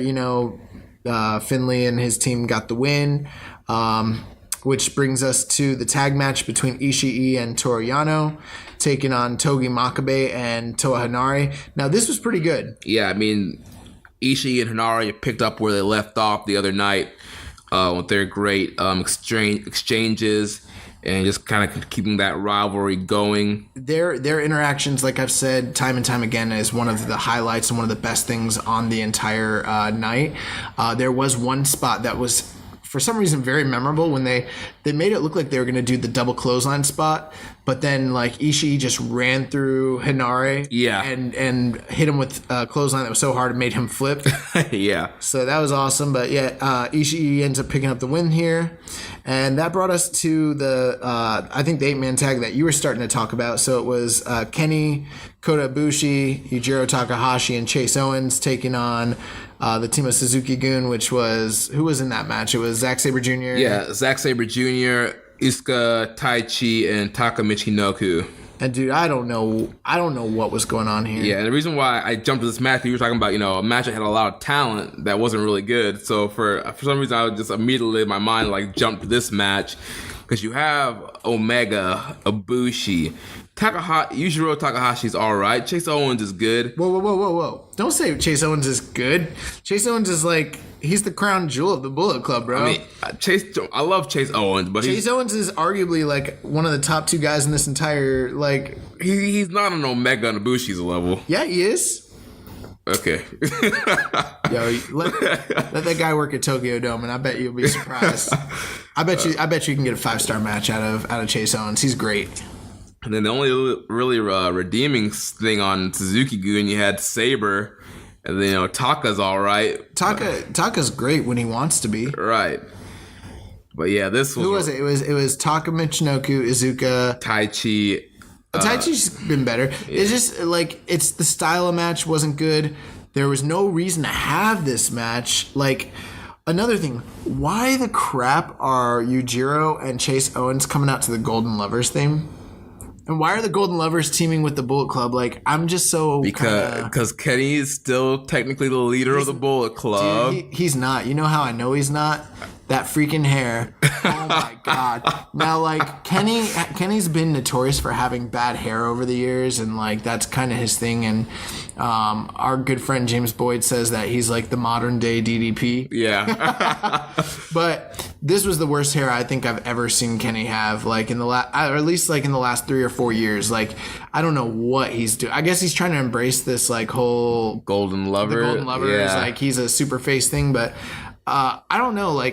The Golden Lovers thing's been cool, but they've been so tied up with everything else. Plus, they've been very inactive on the cards. Like, we're not seeing the Golden Lovers wrestle like every night or anything like that. Omega and Ibushi have been very absent on a lot of these tours. Which it's not like Kenny's like on every card or anything like that. It's been, I mean, for a while now he hasn't been on every tour. But I mean, you want to get this whole Golden Lovers thing over, and it's like they're supposed to be a tag team and quote unquote in the tag team division. They're not. They've had what, 2 tag team matches since they've been back? Yeah. At least in New Japan? Yeah. They wrestled Cody and Marty Scurll. And then the Young Bucks. Yeah. I think they wrestled Cody and... wrestled Cody and Hangman as well. Yeah. So they've had 3 matches all against Bullet Club members, and that's it. And I don't know, like, to me, like, I don't know, Kenny's not the leader of the Bullet Club anymore. Like, maybe he is, but, like, I don't know. Like, he lost to Cody. Like, he's hanging out. He's got Kota Ibushi. Like, he's not repping Bullet Club. I don't get it. Like, I don't get it, you know? And this match, I really did not get this match. Yeah, man, this was like... It never got going. It was all over the place. I mean, the same Suzuki-gun crap that we complain about. Azuka. Dude, like, I'm waiting. I'll do a freaking backflip when that man retires. And then they made Chase Owens take they made him job to Zack Sabre. So, yeah, this match was, like, almost a dud for me. Like, I don't even care. And I'm kind of disappointed because I was like, oh, great, you know, Kenny and Kota, it's a big show. Nope. Like, Kenny might as well just worn his pink tights that he used to wear, like, the multicolored tights. Yeah. Because he didn't even come to work. Like, I don't know. Yeah. But they were teasing something with Sabre and Omega, it looked like. So maybe... I don't even know if that match would be good. Hopefully it would be, but I don't even know, bro. I don't know. That's a weird style matchup to me. I know, like, Kenny can get a great match out of anybody, but I don't know about that one. Yeah. So that brings us to Hiroshi Tanahashi, Juice Robinson, Michael Elgin, and Kushida. So Tanahashi and friends taking on the Team of Chaos, Okada, Goto, Will Ospreay, and Yoshihashi. This was decent. Tanahashi ended up getting the pinfall on, who was it? Was it Yoshihashi? I believe so. Yeah, I think he hit a high five flow, and that was that. Yeah, it was Yoshihashi. Yep. So, I mean, you know, your standard match. There was a pull apart after the match. Yeah, Taichi laid out Goto after the match, and then did he? Yeah, and then what was I watching? Was I even paying attention? Probably not. It's Taichi and Goto. Okay. And then Okada and Tanahashi had a pull apart brawl. I remember that, and I remember it not being very good. Like, so what? He tried to tombstone him first, right? But Tanahashi fought it off, and then everything seemed cool, and like Okada was gone, and then all of a sudden, like, he ran all the way from back in, yeah, yeah, and then it was really hyped for like a minute, but then they did not do a good job pulling them apart. Yeah. So, and then they ended up in the ring, and then it just kind of like it didn't have a lot. But then Geto was like holding Okada back. I don't know. I mean, like, I've seen so many better like pull aparts in like just 90s like WWF. Yeah. Remember like the 90s WWF pull aparts? They were just epic. All the like dudes in the suits would come out. All the geeks would come out and try and break it up. Yeah. So yeah, this definitely wasn't that. I mean, I'm taking nothing away from the match. I'm still excited for it, but it didn't do much for me. This undercard just really under-delivered for a big show like this. And speaking, under-delivered, the next match we had Bushi against Desperado, which was, I mean, it was okay, but once again, the overbooking of Suzuki-gun cheating really hampered what could have been a good match. I mean, they went 10 minutes, led to a DQ finish with Kanemaru coming in and jumping Bushi. Bushi was about to win. He was about to hit the MX. He came out, jumped him, and then Takahashi came out, and they immediately just ran right into the next match. They were on the outside, like, brawling, and they just rang the bell, and I'm like, they weren't even in the ring together. Like, how is this legal right now? But I guess, it's whatever. And they went another 11 minutes after that, Takahashi and Kanemaru, and neither match. I mean, the Bushi and Desperado match was like, it started off pretty good, but you would think it would be better than it was. Right. And then the Takahashi Kanemaru stuff was, it was what it was. It was fine. It was okay. Yeah. Dude, I didn't think very much was even around the 3-star mark on this show, though, personally. Yeah. So, I mean, I don't know. I was let down, like, quite a bit. I was like, a lot of these Road to shows were whatever. I thought a lot of the Road to shows were better than this overall. Yeah, I mean, honestly, the only thing kind of holding this card together were the last two matches. Yeah. Other than that, there wasn't much to really, like, sink your teeth into. It felt like just a Road to show in a bigger arena.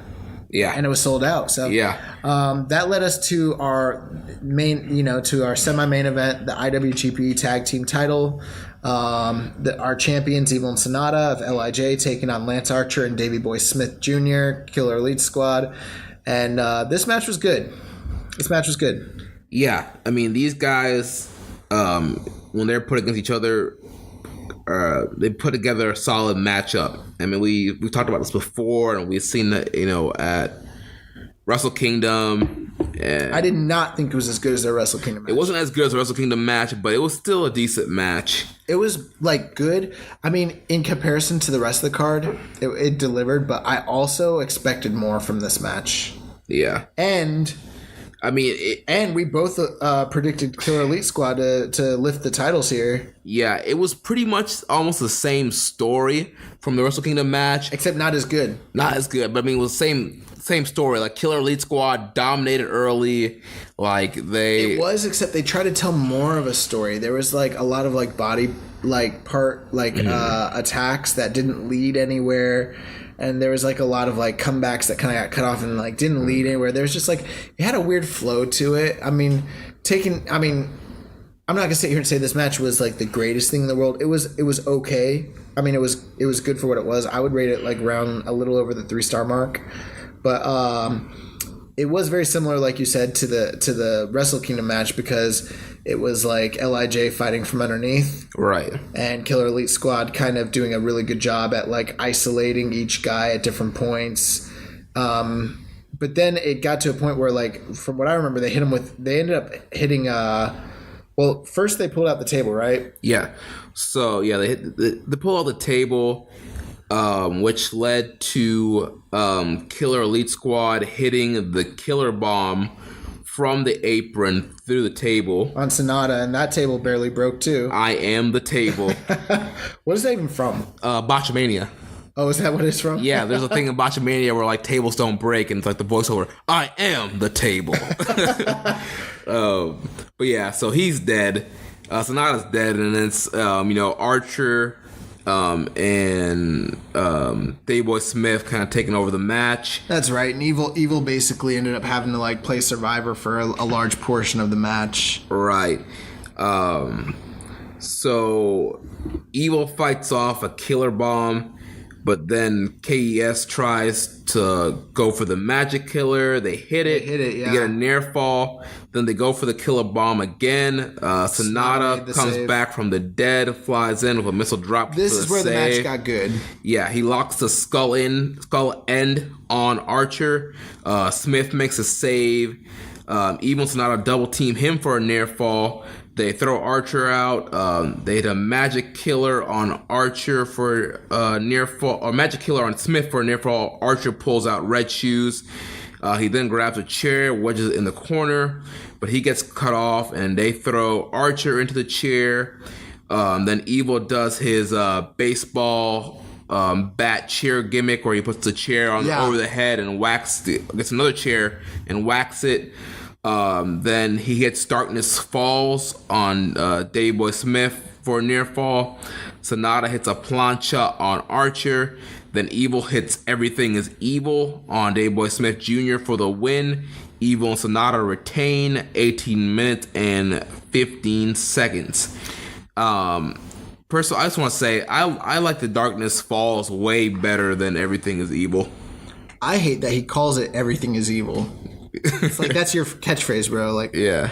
I don't know. I just think that's a stupid name for a move. But yeah, he hit him with the STO. Let's just call it that. He hits him with the STO. Yeah.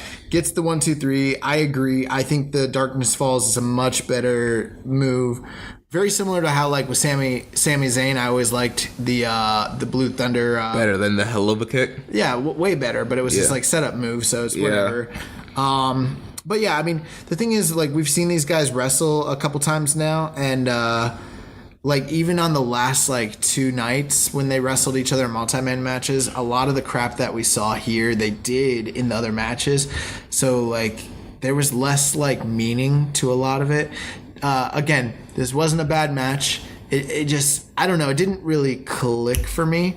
And they got a lot of time. I mean, they went almost 20 minutes, and it took a long time to get to the point where I was like, okay, this is like, you know. I will say this, Evil looked really good in this match. Evil was the guy who really shined in the match. Yeah. I feel like out of the two, New Japan has a lot of confidence in Evil. I think once this tag title run is done, I wouldn't be surprised to see Evil getting another singles push later on in the year. Yeah, so I mean, you know, we talked about at the beginning of the year when they won the New Japan Cup. I said I thought these were the guys. You mean the World Tag League? Yeah, what am I saying? The World Tag League, and I said I thought these were going to be the guys to kind of carry the division. And then obviously, like, Evil got injured, and then everything kind of got put on halt. And it seemed like we were building towards an Ishii and Yano match. And I think we may still get that match after this. Yeah. I was thinking, though, and I think we both predicted Killer Elite Squad to get the win here. Because, I don't know, LIJ just held the titles for a while and it didn't seem like they cared. But now with this win, I'm starting to think, okay, well, maybe there's some restored confidence in LIJ. And going forward, we might get that Ishii and Yano match. Then there's other options, too, like, you know, the Young Bucks are at heavyweight now, the Golden Lovers. So I don't know if we're going to be getting any of that in the near future. I'm hoping so. Hope so. But for the time being, LIJ retains, and that leads us to our main event. So the IWGP IC title match between Minoru Suzuki and Tetsuya Naito. And man, you know what? I feel bad. I feel like this is the most negative like show we've had in a long time here on this show. Yeah, and here's the thing, guys. Like, if it's good, we're gonna tell you it's good. If it's not good, we're gonna tell you it's not good. And if you go back in the archives, I mean, you listen to the majority of our shows. I mean, we're pretty positive. We're pretty positive. We have high praise, but like we've mentioned, April was not the best month for New Japan. I mean, there's even like a thread going on the New Japan Reddit. It. You downvoted it? I downvoted it, yeah, because he was saying New Japan sucked since like Wrestle Kingdom. I'm like, no, it hasn't. Downvote. I mean, obviously a lot of people probably feel the same way because it was upvoted quite a bit, but I was just like, I don't know, it's been pretty good. Downvote. Yeah, overall, I think this has still been a very good year for New Japan, but April, I will admit, April has been very rough. I mean, well, we're 3 months in, and how many 6-star match or 5-star 6-star? How many 5-star matches have we got? 3. Yeah, like we've had tons and tons. There's been tons of 4.75, 4.5. The New Japan Cup was awesome. The New Beginning was awesome. Like, you know obviously, Wrestle Kingdom. Wrestle Kingdom was awesome. Like, and then I mean, at the beginning of this month, let's not forget, Sakura Genesis was great. Yeah, it's just really been like this road to Dontaku, and it's not like Dontaku has a track history of being like a stellar show or anything like that. You know? Right. It's like almost like, you know, like your WWE, like, you know, Unforgiven or whoa. Unforgiven's great. Don't be talking I'm talking about like when you get to like 2003 and it's like no 2003 Unforgiven. But say like Great Balls of Fire. Yeah. No, I'm just playing. But it's like In Your House or something. Yeah, you know, Beware Dog. Anyway. But yeah, so speaking of which, so I thought that this match with Suzuki and Naito, so I think yesterday after we watched it, I was like, what did you think? And I was kind of confused, and I was like, 4 stars. I've been thinking about it more and more and more today, and I'm down on this match, bro. Really? Yeah, I'm down on this match. You think it's less than 4? Yeah. Wow. Bro, I'm between like 3.5 and 3.25 on this match. Wow. Yeah. And I you know why? Why? It was a weird match. The more I thought about it, it was a really weird match. I feel like there was a lot of Naito selling and a lot of Naito being wrapped up in holes. Too much. And not like in a good way. Like Yeah, so I mean, the build up to this match was great. The character work and the build, like, was just really, really awesome. And this is the match, I would say, aside from the stuff on Dontaku, this is the match I was the most excited for and everything. And once we got into the match, I mean, it started off really good, especially when, like, Naito basically was just being super dismissive of Suzuki, and he ended up doing, like, the Tranquilo pose, and then Suzuki ended up... Oh, man, I popped for Suzuki doing the Tranquilo. Yeah, we definitely rewinded it when Suzuki hit the Tranquilo, so, I mean, that was hilarious. But then, as things, like, went on, and, like, it started out okay, and then they did, like, the Suzuki stuff on the outside, and all that, and then, like, the match kept going, and then once we got to the point where Suzuki started putting Naito in holds... That's when the match kind of fell off the railings for me. And here's the problem.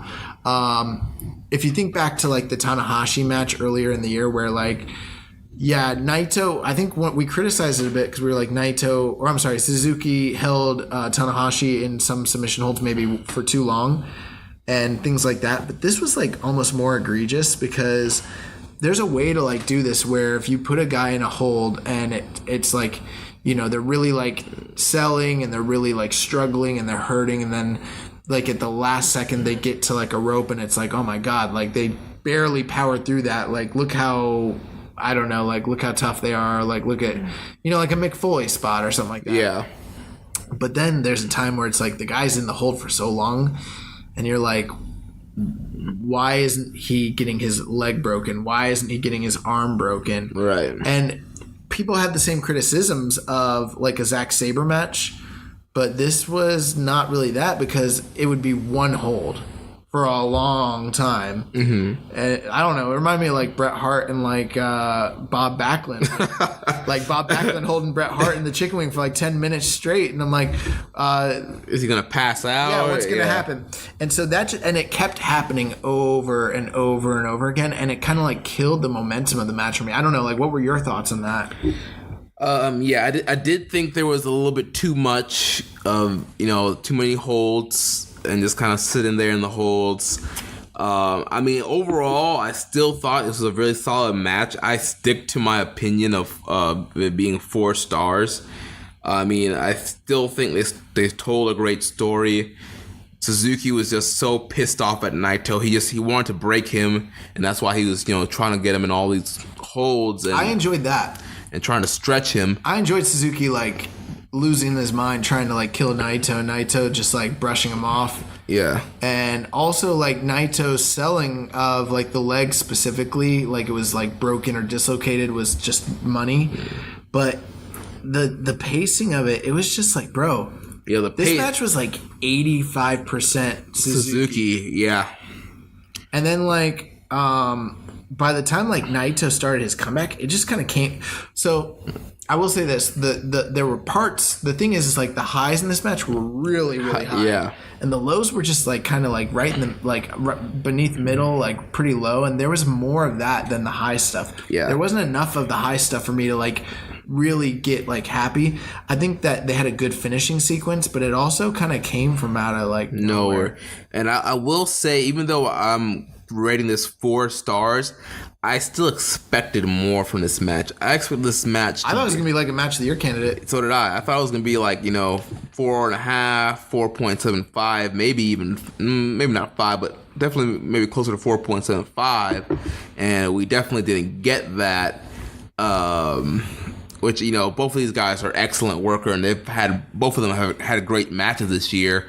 But I don't know. There was a point where like Suzuki was attacking the knee, and like Red Shoes kept like almost acting like he was going to stop it, and like Naito's grabbing his shirt and like begging him not to. And right. We've seen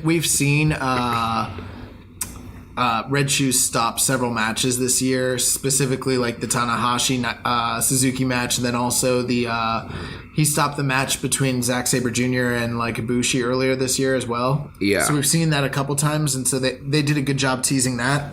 Yeah, so the end of the match here, so Suzuki cuts off the Destino. He puts the knee bar in. He pulls him in the center of the ring. Naito's fighting. Suzuki reapplies it. Suzuki's cranking on the hold, really working on Naito's knee. Like you mentioned, Naito grabs Red Shoes, begging him not to stop the match, and he finally rolls the ropes. Suzuki gets pissed off. He, mockingly claps for Naito. Then he lights him up with his strikes. Those strikes right there, that's what bloodied Suzuki. Yeah. When those were some really, really, really stiff strikes. Yeah, then Suzuki gets a sleeper in. And I did not like this sleeper spot. Yeah, Naito faced the mat, but he fights to his feet, escapes. He should have been dead. Yeah. Suzuki smiles. Naito slaps him around. Suzuki cuts him off by kicking it at the knee. Suzuki puts the sleeper back on. Naito counters with a brainbuster. Beautiful brainbuster. Suzuki's busted open. Naito hits the Destino for a surprising win. Yeah, it just, like I said, it came out of nowhere. It was a surprise. Destino out of nowhere. I'm not opposed to flash finishes, but it's 30 minutes in, and the one dude ruled the whole match, and then all of a sudden you hit a brainbuster. You hit a couple strikes, a brainbuster, and a Destino, and that's it. I don't know, It didn't do it for me. And then Suzuki sold. Now Suzuki's post match, he sold it he had an awesome sell job. Yeah, the young boys trying to help him. He's throwing them all off. Yeah, and then I was thinking that Naito was going to throw the belt, but he didn't. Now let's say this: even though I'm down on this match, this was by far the best thing on this card. I would absolutely say it's one of the better matches of the entire month. I was somewhat, we both predicted Naito winning, but in a way, the way it happened, I was a little bit surprised by it. Yeah. But it was a good match. Also, I was surprised that Naito didn't throw the belt. Yeah. So it almost seems like LIJ's going baby. Well, I feel like they've been positioned. They kind of have a little bit, but it feels like they really are now. So another thing here to kind of think about. So Naito's now the IC champion. He celebrated with the crowd, and now he's got the IC title back. I think the thing with him and Chris Jericho is done, bro. Nothing's really telling me that they're leading to a feud right. with these guys. I mean, at this point, it seems like nothing's gonna happen. Like I said, I still don't trust Chris Jericho. Here's the thing: at any point, negotiations could pick back up. I would say that might not be true though. What if he's already locked into a contract with Vinnie Mac? Yeah, I mean, we'll see. We'll see, Matt. I am not going to completely close the door on it just yet. I would say the chances are it's probably not happening, but I'm not gonna let myself be completely thrown off guard if it does happen. So that is our review of Hi No Kuni. So that concludes April, which believe it or not, it was harder to get through April than it was for me to get through World Tag League. Yeah, it was. I told you it was a rough month. What's going on? Bro, I was all in on World Tag League, and that was rough. Yeah, I don't know. But like you mentioned, that was the end of April, which means we have to name our match of the month and wrestler of the month. And it was pretty easy for match of the month. Well, I'll say this. Some of the runners-up, so the matches that I think are worth mentioning, I think Ishii and Hanari, even though it's not the best match of the month, it's definitely it's worth mentioning. Over this past tour, by far the best match was Goto and Juice Robinson. You could even throw depending on your taste, you could throw the Naito and Suzuki match into there, I suppose. But the only match that really gave our match of the month any kind of real competition was the main event of Sakura Genesis, which was Okada taking on the New Japan Cup winner Zack Sabre Jr. in what was a terrific main event, very highly rated match. But if you kind of done the math, you can kind of tell like what has to be the match of the month, and it's going to come as no surprise. Yeah, the IWGP Junior Heavyweight Title match with the villain Marty Scurll against Will Ospreay from Sakura Genesis. Yeah, I mean that match, just excellent. Oh my gosh, like I want to rewatch that match at some point. Let's do it, bro, tonight. Yeah, run it.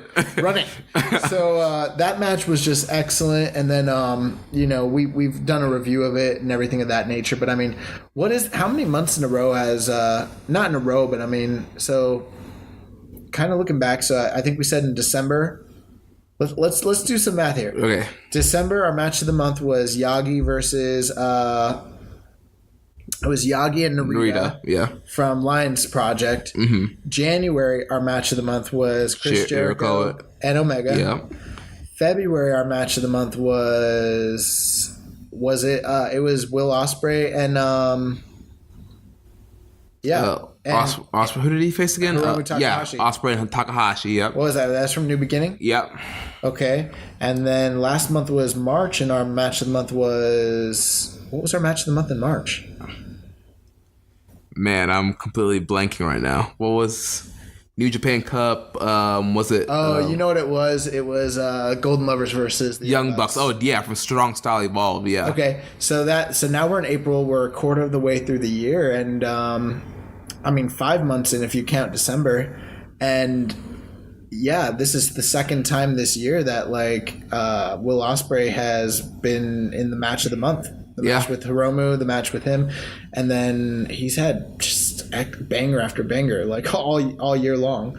Yeah. So which means pretty much like wrestler of the month, it pretty much came down the same thing with the matches. It came down to Okada and Ospreay. There's really only 3 guys we kind of considered. Like Ishii was one of them, just because, like we've said before, almost every match that he's been on this whole tour, it's been him and Hinare, and they've just had excellent like interactions. Plus, if you're factoring outside of New Japan, he did beat Zack Sabre Jr. for the Rev Pro British Championship, which was awesome, and he had some excellent matches during WrestleMania weekend outside. But realistically, like the 2 top guys, like achievement wise and everything like that, were Okada and Will Ospreay on what we've already kind of like deemed as being a lackluster month. And almost all month, Okada and Will Ospreay have been on the same teams. So they've been on all the, aside from their singles matches, they've been in all the same like multi-man matches. But I would say by far the harder working guy in those matches has been Will Ospreay. Right. I mean, Will Ospreay, he has no like go easy level, like none. He goes hard in every match. None. And I was listening to Voices of Wrestling earlier, and they were talking about like the one of the Progress shows from WrestleMania weekend, and that I was at that show. It was changed to like a mixed tag. I was at that show, yeah. Yeah, and like they said that the reason that it was changed was to kind of give Sabre a break, but he didn't even go. He didn't. You mean Ospreay? I mean, yeah. Wow. Yeah, Ospreay. He didn't. I was there. Like he was like, yeah, we're gonna change it up. We're gonna have a little bit of fun, and I thought like he was gonna take it easy. Nope. He wrestled just as crazy as he, like for the sake of his career, he might wanna learn that how to tone it down. He might want to, like when it's not necessary. Right. I don't want to be one of those guys that's like, oh, he's gonna end up like Dynamite, but Dynamite Kid is a real hazardous tale for guys that wrestle that kind of like crazy, dangerous style. And the thing is, like, compared to what Will Ospreay's doing now, like he's blowing, Dynamite Kid out the water. Yeah, so I mean, but with that being said, our wrestler of the month by far is Will Ospreay, and that's his second time. That's the second time winning wrestler of the month, also because he won it in February with the same. Yes, he wins the match of the month and wrestler of the month. Yeah, and not only has he just been like the shining star in all the multi-man matches he's been in, plus he had a 5-star match this past month with Marty Scurll, but the guy is still going so hard outside of the company. Right. And I mean, like, I know we really don't count like outside stuff as I think it weighs in. It weighs in, but it's not like the main thing. But WrestleMania weekend, that dude wrestled like 3 matches almost each day. Like Yeah, he wrestled like 8 or 9 matches. He would wrestle in the opening match of one show, drive to the next show, like wrestle in the middle of the car, drive it. Like this guy. It's not only that, but he's still taking bookings outside of the company, like on his off time as well. So I mean, he's a warrior, bro. Yeah. He's a warrior. So, yeah, I'm like wondering, are we ever going to end up giving it to Okada? Maybe in May, we'll see. Yeah, he's I don't know, with Best of the Super Juniors coming up and like Will Ospreay in that tournament. Yeah. Dude, Will Ospreay is like quietly building a resume of being like wrestler of the year right now. Yeah. And I mean, the year he's having, it's just been incredible. So, yeah. So, I mean, match of the month, Skrull and Ospreay. Be sure if you've missed it, high recommendation. Wrestler of the month, Will Ospreay. Congrats, Will. Even though you wouldn't do it, John. No, I'm just playing. I love Will Ospreay. But yeah, so that's gonna do it for our awards. This was easier because there was not much to really like rack our brains about. Yeah. So does that take what do you want to do next? The news? Yeah, we're going to news. All right. So we are here at the news, and even though the wrestling in New Japan might have been lackluster, the news has not been. There has been a lot of news, so we will go through this as quickly as possible. So I don't know if you saw this on Twitter, but Yano did a interview this past week talking about how he has given his seal of approval to Nakamura's new tactic. I saw that. Yeah, one of Yano's favorite moves, the low blow. Yeah. I saw someone say that they should rename that the Pinchasa.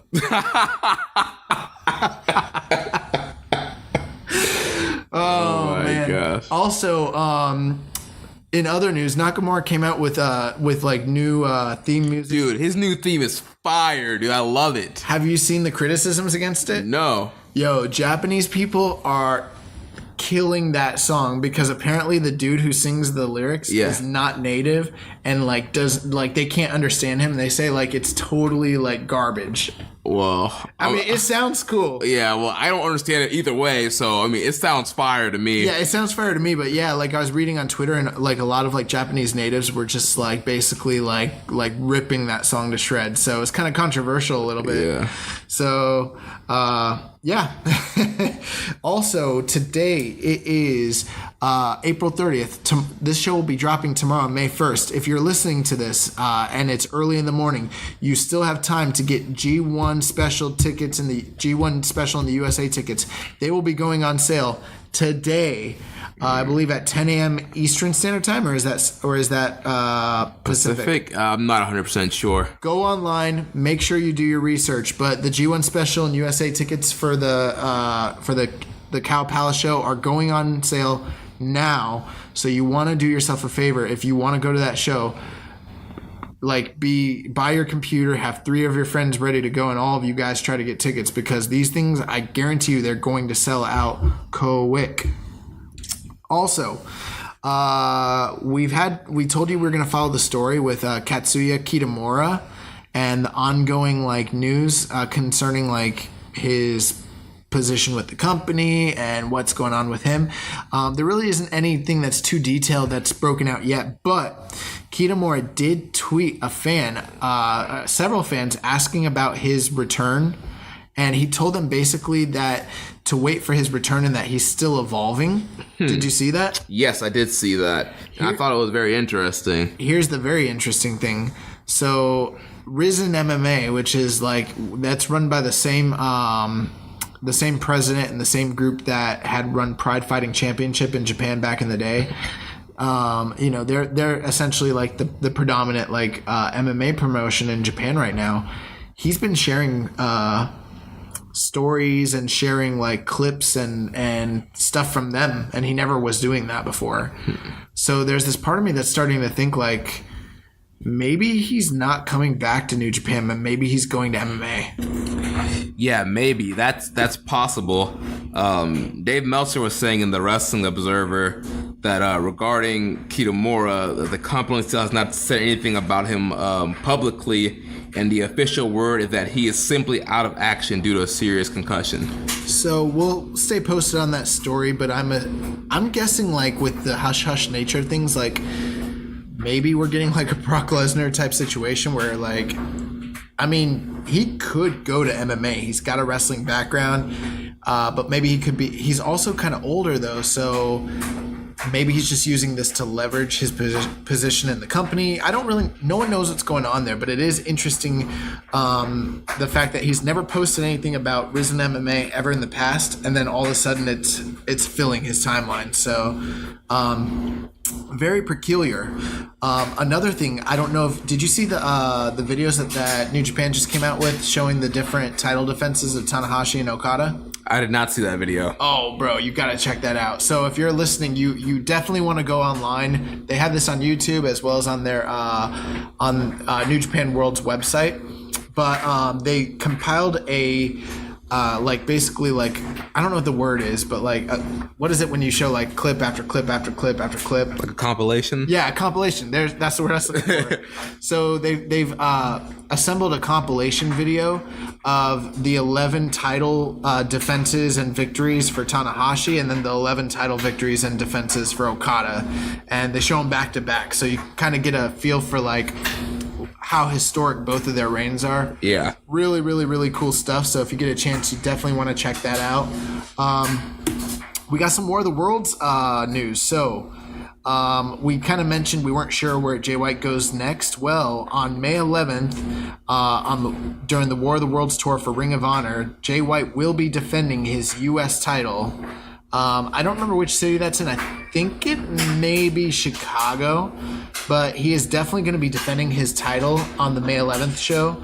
In addition to that, they've also announced that there's going to be a main event of the basically like the guys from Being the Elite, but essentially the Bullet Club taking on the 5 members of LIJ. Right, it's a rematch from last year's War of the World Tour. They had the same 10-man tag match with LIJ versus Bullet Club, which was a really good match. That was, yeah. Is it the same guys? So it's Cody, Hangman, I'm pretty sure it's the same, and Ring of Honor has actually an article on their homepage talking about this 5-on-5 match and how much both stables have grown since the last time this match happened. So we got that going on right now. Also, May 4th, the tickets will be going on sale for the New Japan. So this is just in a few days as well. So the tickets for the New Japan versus ex-CEO, which is called When Worlds Collide, that show is going to be going on sale on May 4th. Are we getting tickets for that? Yeah. I get paid that day. We definitely need to get tickets for that show. Yes. So you said tickets go on sale May 4th? I also read that the venue that they're so if you are going to CEO, you'll be able to get tickets on May 3rd. So first come, first serve to people that are already registered for that event in Daytona. And then general population is going to open up at 10 a.m. Eastern time the next day. They said that the venue actually can sit close to 8,000. So I'm not too worried about them running out of seats for that. Yeah. Unless they only have a certain limited amount that they're selling. But Kenny Omega is the first announced talent for that show. There will be a lot of that show's going to be going on around the same time as the honor is it the New Japan it's the New Japan UK tour. Yeah, so they're having a UK tour as well. Wow, that's like right after the one Ring of Honor is doing. Right. Okay, so Kenny Omega is announced for that tour. More talent is going to be announced shortly, so we will be covering that soon. Also, let's talk about Bone Soldier. Yeah. So we've been getting a lot of promo videos about Bone Soldier coming back. So there's been like a lot of speculation about who this will be. The one thing that we do know, and it's confirmed, at least this is what we've heard in the Wrestling Observer newsletter, is that Mitsuhide Hirasawa, the original, Captain New Japan, the guy who played Bone Soldier, he is completely retired, as we speculated last week. Yeah. He's totally done with the company. Well, and Dave had some notes in it in this past week's Observer. He said Hirasawa was let go due to a gambling problem he had more than a year ago. I heard he was trying to place bets on New Japan matches. Oh, wow. Yeah. I didn't hear that. That's the word on the street, yo. Yeah. So the rumor in Japan is that it will be Taichi Ishimori in the spot to be a new star in the junior heavyweight division. But at this point, it's only a rumor, but it's something that all the reporters have been talking about. Based on the rumors, he could be one of the 3 names left to be announced in the Best of the Super Junior. Because usually there are 2 luchadors, one in each block, so there's a good chance that there'll be one more CMLL rep. What, they've announced like 13 guys or 12 guys, there's usually like 16? Yeah. Okay. So I mean, we don't know. It seems like the predominant theory is that Ishimori is going to be Bone Soldier, which we kind of remember earlier in the year when I announced that Ishimori was like leaving. Yeah, and we said that he was Noah. Yeah, and you were kind of like, we don't got to cover that. Yeah. And now he's coming to New Japan, just like I thought he would. Also, speaking of which, one guy that we know for sure is not coming over is Volador. Yeah, so Dave Meltzer said Volador Jr. is not going to be in the Best of the Super Juniors. I don't know exactly why, but he has been, he's been a regular guy in the Best Super Juniors in the years past, and he's not going to be the one. So we'll keep you posted on that. Now, there is a young boy, or there's a young lion named Kanemitsu, who actually got injured quite a while ago, almost over a year ago now, and we haven't heard from him. There are reports that he has returned to training in New Zealand, that he's reported to Fale's dojo. So there's also speculation that he may potentially actually be the returning Bone Soldier. At this point, nothing substantiated. It's pretty much just a rumor. However, there was a joke on Twitter. Basically, someone reached out to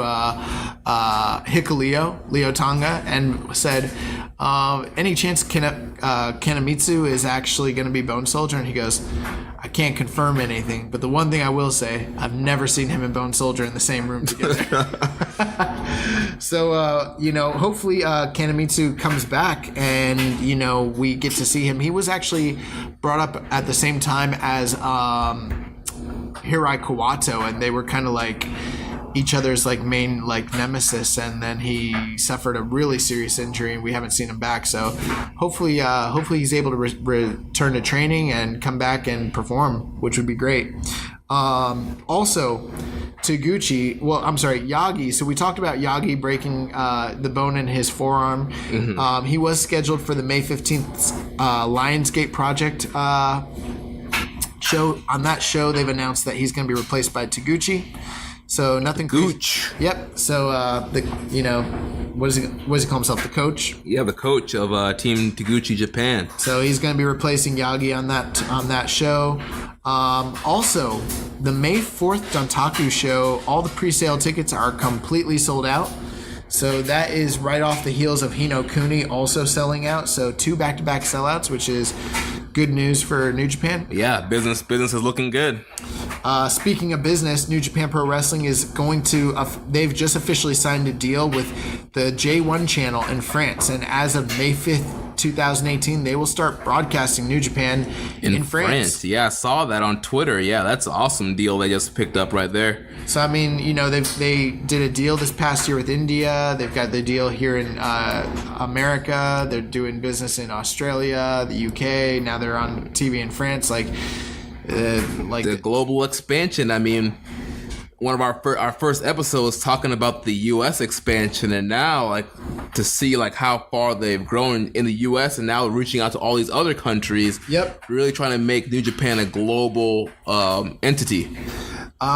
Speaking of Dontaku, so the free match of the week this week is the match between Okada and Tanahashi from Invasion Attack 2012. So this match is offered for free. It's on YouTube. It's also on the New Japan World website and app. And this is the first match from the returning Okada after his excursion when he challenged Tanahashi and upset him for the title. So if you get it, that's from 2012?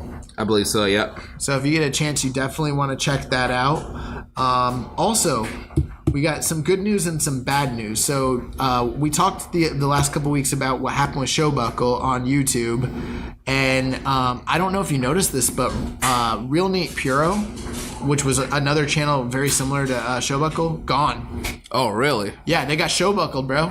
Wow. That's like a verb now. I did see that Showbuckle. He sent a tweet out saying that YouTube ended up just wiping out his whole account. Like, I know his videos are gone, but they actually like shut his whole account down. Yeah, so but he said that he will be finding a new way to release his videos. So a couple things. So now that there's more details that broken out about it, apparently it wasn't a copyright from it wasn't that New Japan was the one that did it according to the reports, but that the copyright infringement laws that are on YouTube basically got enacted, and YouTube is actually the one that just shut it down. And wow. they like went after everybody with New Japan. So they shut down Real Neat Puro. Real Neat Puro completely is gone. They're not even on Twitter anymore. They had excellent videos as well. Real Neat Puro, if you're listening to the show, or if you're listening to the show and you have some sort of connection to whoever ran Real Neat Puro, give them a shout out, because we want to see them return. There will be a return for Showbuckle. They are now on Vimeo. So the Vimeo app is going to have all those videos. So if you are a listener who loves the Showbuckle videos, definitely give them a check out on Vimeo. If you've never seen this guy's work and you want to see what all the fuss is about, check him out. He's on Vimeo. And if anybody knows the guys that run Real Neat Puro, let them know, hey, look, get your work back. Yeah. Put it online. The world needs to see this stuff, and we want you guys to keep doing what you do. A couple other things. So they have just confirmed for in May. So the Rev Pro show, which is going to be headlined by Tomohiro Ishii and Keith Lee, Epic Encounter, the rematch between those two guys who had a Match of the Year caliber match last year. Amazing match. They're going to be wrestling again, and it is now confirmed to be a title match for the Rev Pro British. Which is something I think you predicted. Yep, I did predict it was going to be a title match. Another thing I'm predicting, Ishii's going to retain that title because I think Keith Lee's going to NXT. Yeah, man, he's been dropping belts, and if you look at his positioning on upcoming Evolve cards, he's in kind of mid-card, prelim matches. He's not in main event feuds or anything. Well, the next PWG show is called Oh Bask in His Glory, and it basically seems like it's going to be a send-off. So I'm guessing that this Rev Pro match with Ishii is going to be the send-off for him as well. Yeah. So, but at the same time, it's Ishii and freaking Keith Lee, so it's going to be awesome. Aside from that as well, we've got All In news. So Britt Baker is All In, and Jay Lethal is All In. Yes. So this card every week, and they said they're still not done. So they got more people that they're going to announce. There's also some more All-In news with Flip Gordon. Oh yeah. So that's at the Beyond show, right? No, so they're doing this thing at WrestlePro. It's a WrestlePro show. It's called Cody's Golden Ticket. Flip Gordon has one more chance to be All In. He will have a partner of his choosing against two completely random lottery selections. The winners of the tag match are All In. You think it's gonna be the random selection is gonna be Cody and someone like that? No. I don't know if it's gonna be Cody. I'm thinking it could be, or I'm trying to think. Is there some tag team that's two monster guys? Maybe Flip picks another junior heavyweight, and it's two juniors struggling to go against two heavyweight guys. I don't know, but that's a funny concept. So I doubt that will actually be the way he gets to be quote unquote. Yeah, he's probably gonna lose this match, but we'll see what happens there. Speaking of which, so Cody just where they talked to him about his these guys are doing press all the time, but I saw this online and it was interesting. They asked Cody if he was ever going to go back to WWE, and he essentially said no. He said he's never going back because the management style that's there, he can never be managed like that ever again. He had some really good insights to his time there, and then also what the future holds. I think that's kind of bullcrap. I assume at some point Cody will return to WWE. But I mean, how many guys have said that they're not coming back to WWE and then they're back? But with that being said, that's if you should check out, go online. There's articles out there. Cody talking about going back to to WWE. Very interesting. Also, Flip Gordon is full time in wrestling now. He is officially honorably discharged from the Army. So the guy was balancing both worlds. He's officially done, and he is full-time in wrestling. So this is going to be the remaining of this year. I think it's going to be great for Flip. I think he's going to do awesome and best of the Super Juniors. He's pretty much rising through the ranks of Ring of Honor right now. He's a top guy. Getting ready to work a program with Bully Ray. Great things are on the horizon for Flip Gordon.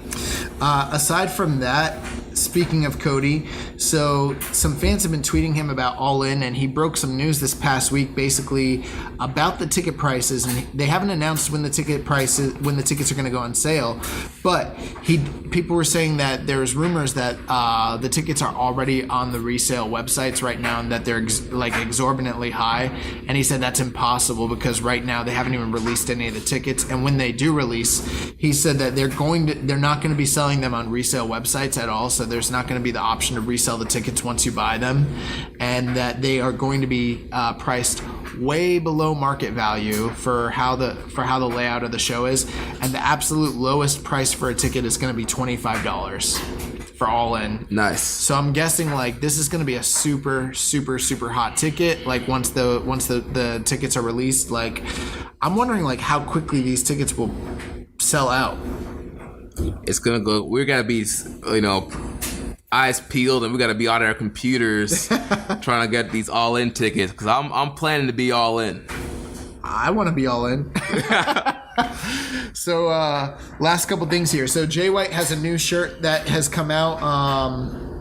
The new shirt that he has is a Knife Pervert shirt. Have you seen that? Yes, I have. Pretty much a playoff. A lot of guys on Reddit and Twitter have been calling him the Knife Pervert. You know where it comes from? No. It comes from Dustin, Chucky T. Oh, yeah? Or maybe it was Greg. Or maybe it was, I don't remember. Trent Beretta. It might have been Trent Beretta. It was one or the other. One of them. And then called him the Knife Pervert. Yeah. So I guess that's kind of where it came from. Or I could be wrong. If I'm wrong, guys, correct me or whatever. I'm not that big on Twitter. But, so this guy's really, leaning into his gimmick. Yeah. I mean, might as well, right? People are, calling you that, sell some gimmicks off of it. So his new shirt is on sale. Also, what's the deal? The deal with Oh yeah. So basically, this was hilarious. So Jay White was talking to, I believe it was Trent Beretta, because Trent Beretta was talking about I see you're monetizing like the gimmick that I came up with. Yeah. And then Jay White was like, "No, speak English." So that was pretty funny. And the last bit of news here. So we've got some Bullet Club news. So Kota Ibushi was basically about 5 days ago, he tweeted about what's going on with the Bullet Club and all the drama and everything like that. And they were kind of asking him, what this was from a Tokyo Sports interview. And he basically said that he doesn't know why the Bullet Club members have to even fight each other. And basically he just wants it to end, and it's not interesting to him at all. And he doesn't want to be caught up in it anymore at all.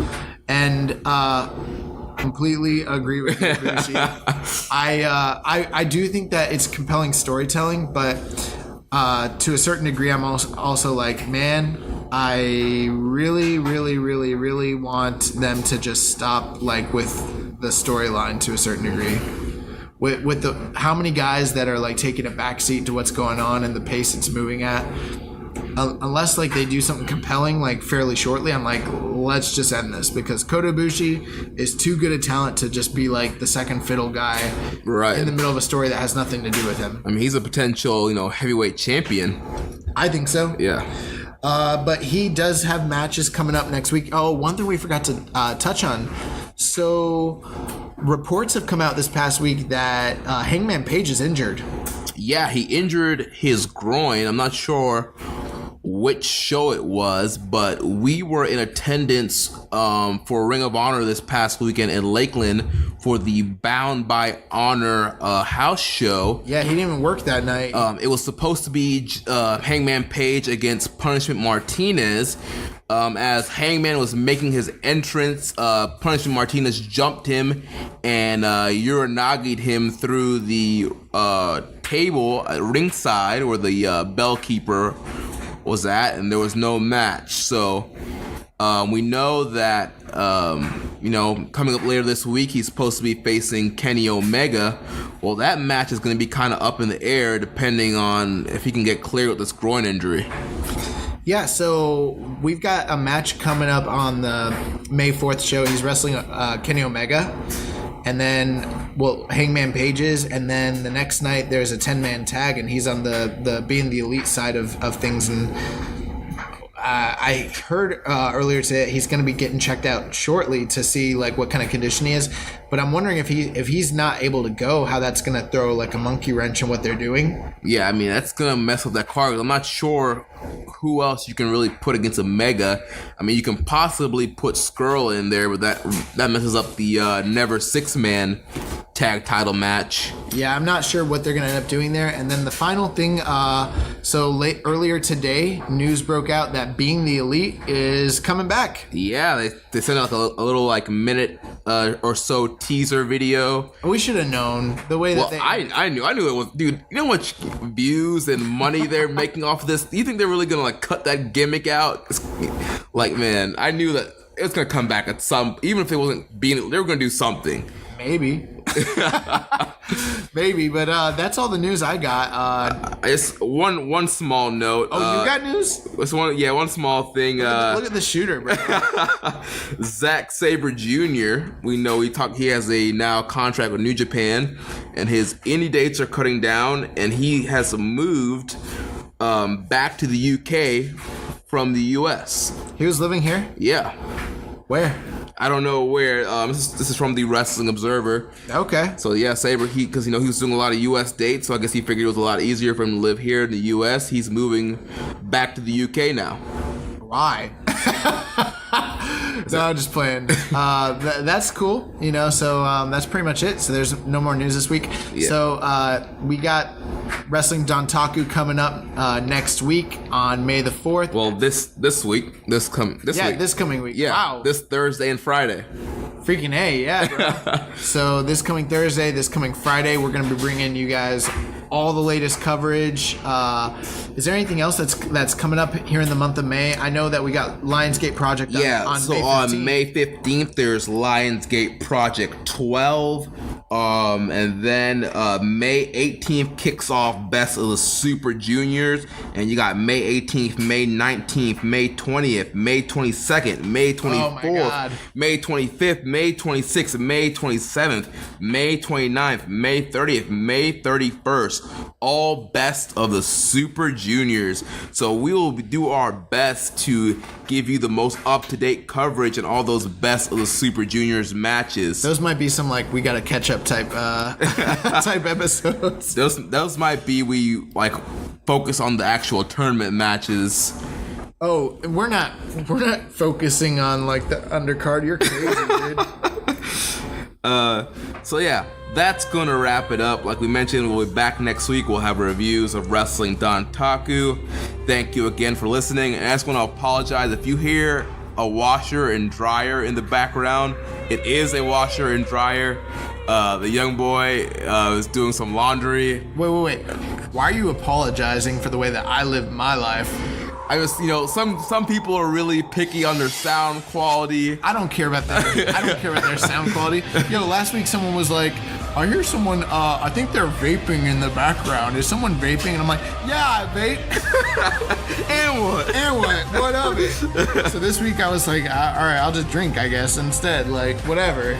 Maybe that's why I'm so down on all the matches. I'm just like an angry, like, drunk. No, I'm not even drunk at all. Yeah. But anyways. So. Yeah, you're not. Yeah, I've seen drunk young boys. No, you haven't. I'm always sober. Oh, okay. So make sure you connect with us on social media. Follow us on Twitter at KI Strong Style. I'm at Jeremy L. Donovan. Our parent brand, Social Suplex, at Social Suplex. On Facebook, we're facebook.com/Social Suplex. You can also find us in our exclusive group, the Wrestling Squared Circle, facebook.com facebook.com/groups/Wrestling Squared Circle. A lot of great conversation happens in the Wrestling Squared Circle group. Also, you can find us on Reddit. I am the pro black guy. Josh is Keeping It Strong Style. Make sure you're checking out socialsuplex.com. You can subscribe and get all the columns and podcasts delivered directly to your email inbox. And make sure you're checking out all the other shows on the Social Suplex Podcast Network. One Nation Radio, One Nation Live, hosted by Rich Latta, doing a great job doing a one-man show. The one-man band. And, Jane's Boy's taking her sabbatical right now. We have The Outsider's Edge with Rance and Carl. What's up, Rance? What's up, Carl? Also, the Ricky and Clive Wrestling Show from Scotland. Boo! The challenge is out there. At some point coming up soon, we're going to do a quiz off with me, the young boy, and Rich Latta against Ricky Clive and their third man that they already have chosen. I know how that goes. I watched Bash of the Beach '96. Well, they're already joking that Rich is their third man. That Rich is gonna turn on us, and he's gonna be the third man for Ricky and Clive. Oh my God! But I don't see that happening, boys. I hope you have your third man locked and loaded. We gotta find some commonality though, because if they're just asking me WWE questions, I'm gonna be like, I don't watch that crap. Oh man. Who did Ricky Choshu wrestle? They're gonna be like, who the fuck is Who the fuck is Ricky Choshu? Also, the Wrestling Wash with Caleb Bathtub Baldwin gave us a little appetizer on the first episode. Hopefully he'll be digging into more Impact and Ring of Honor coverage coming up. So yeah, make sure you subscribe to the network and get all these great shows. So until next time, goodbye and good night. Bang! Thank you for listening to Keepin' It Strong Style. We'll see you next time.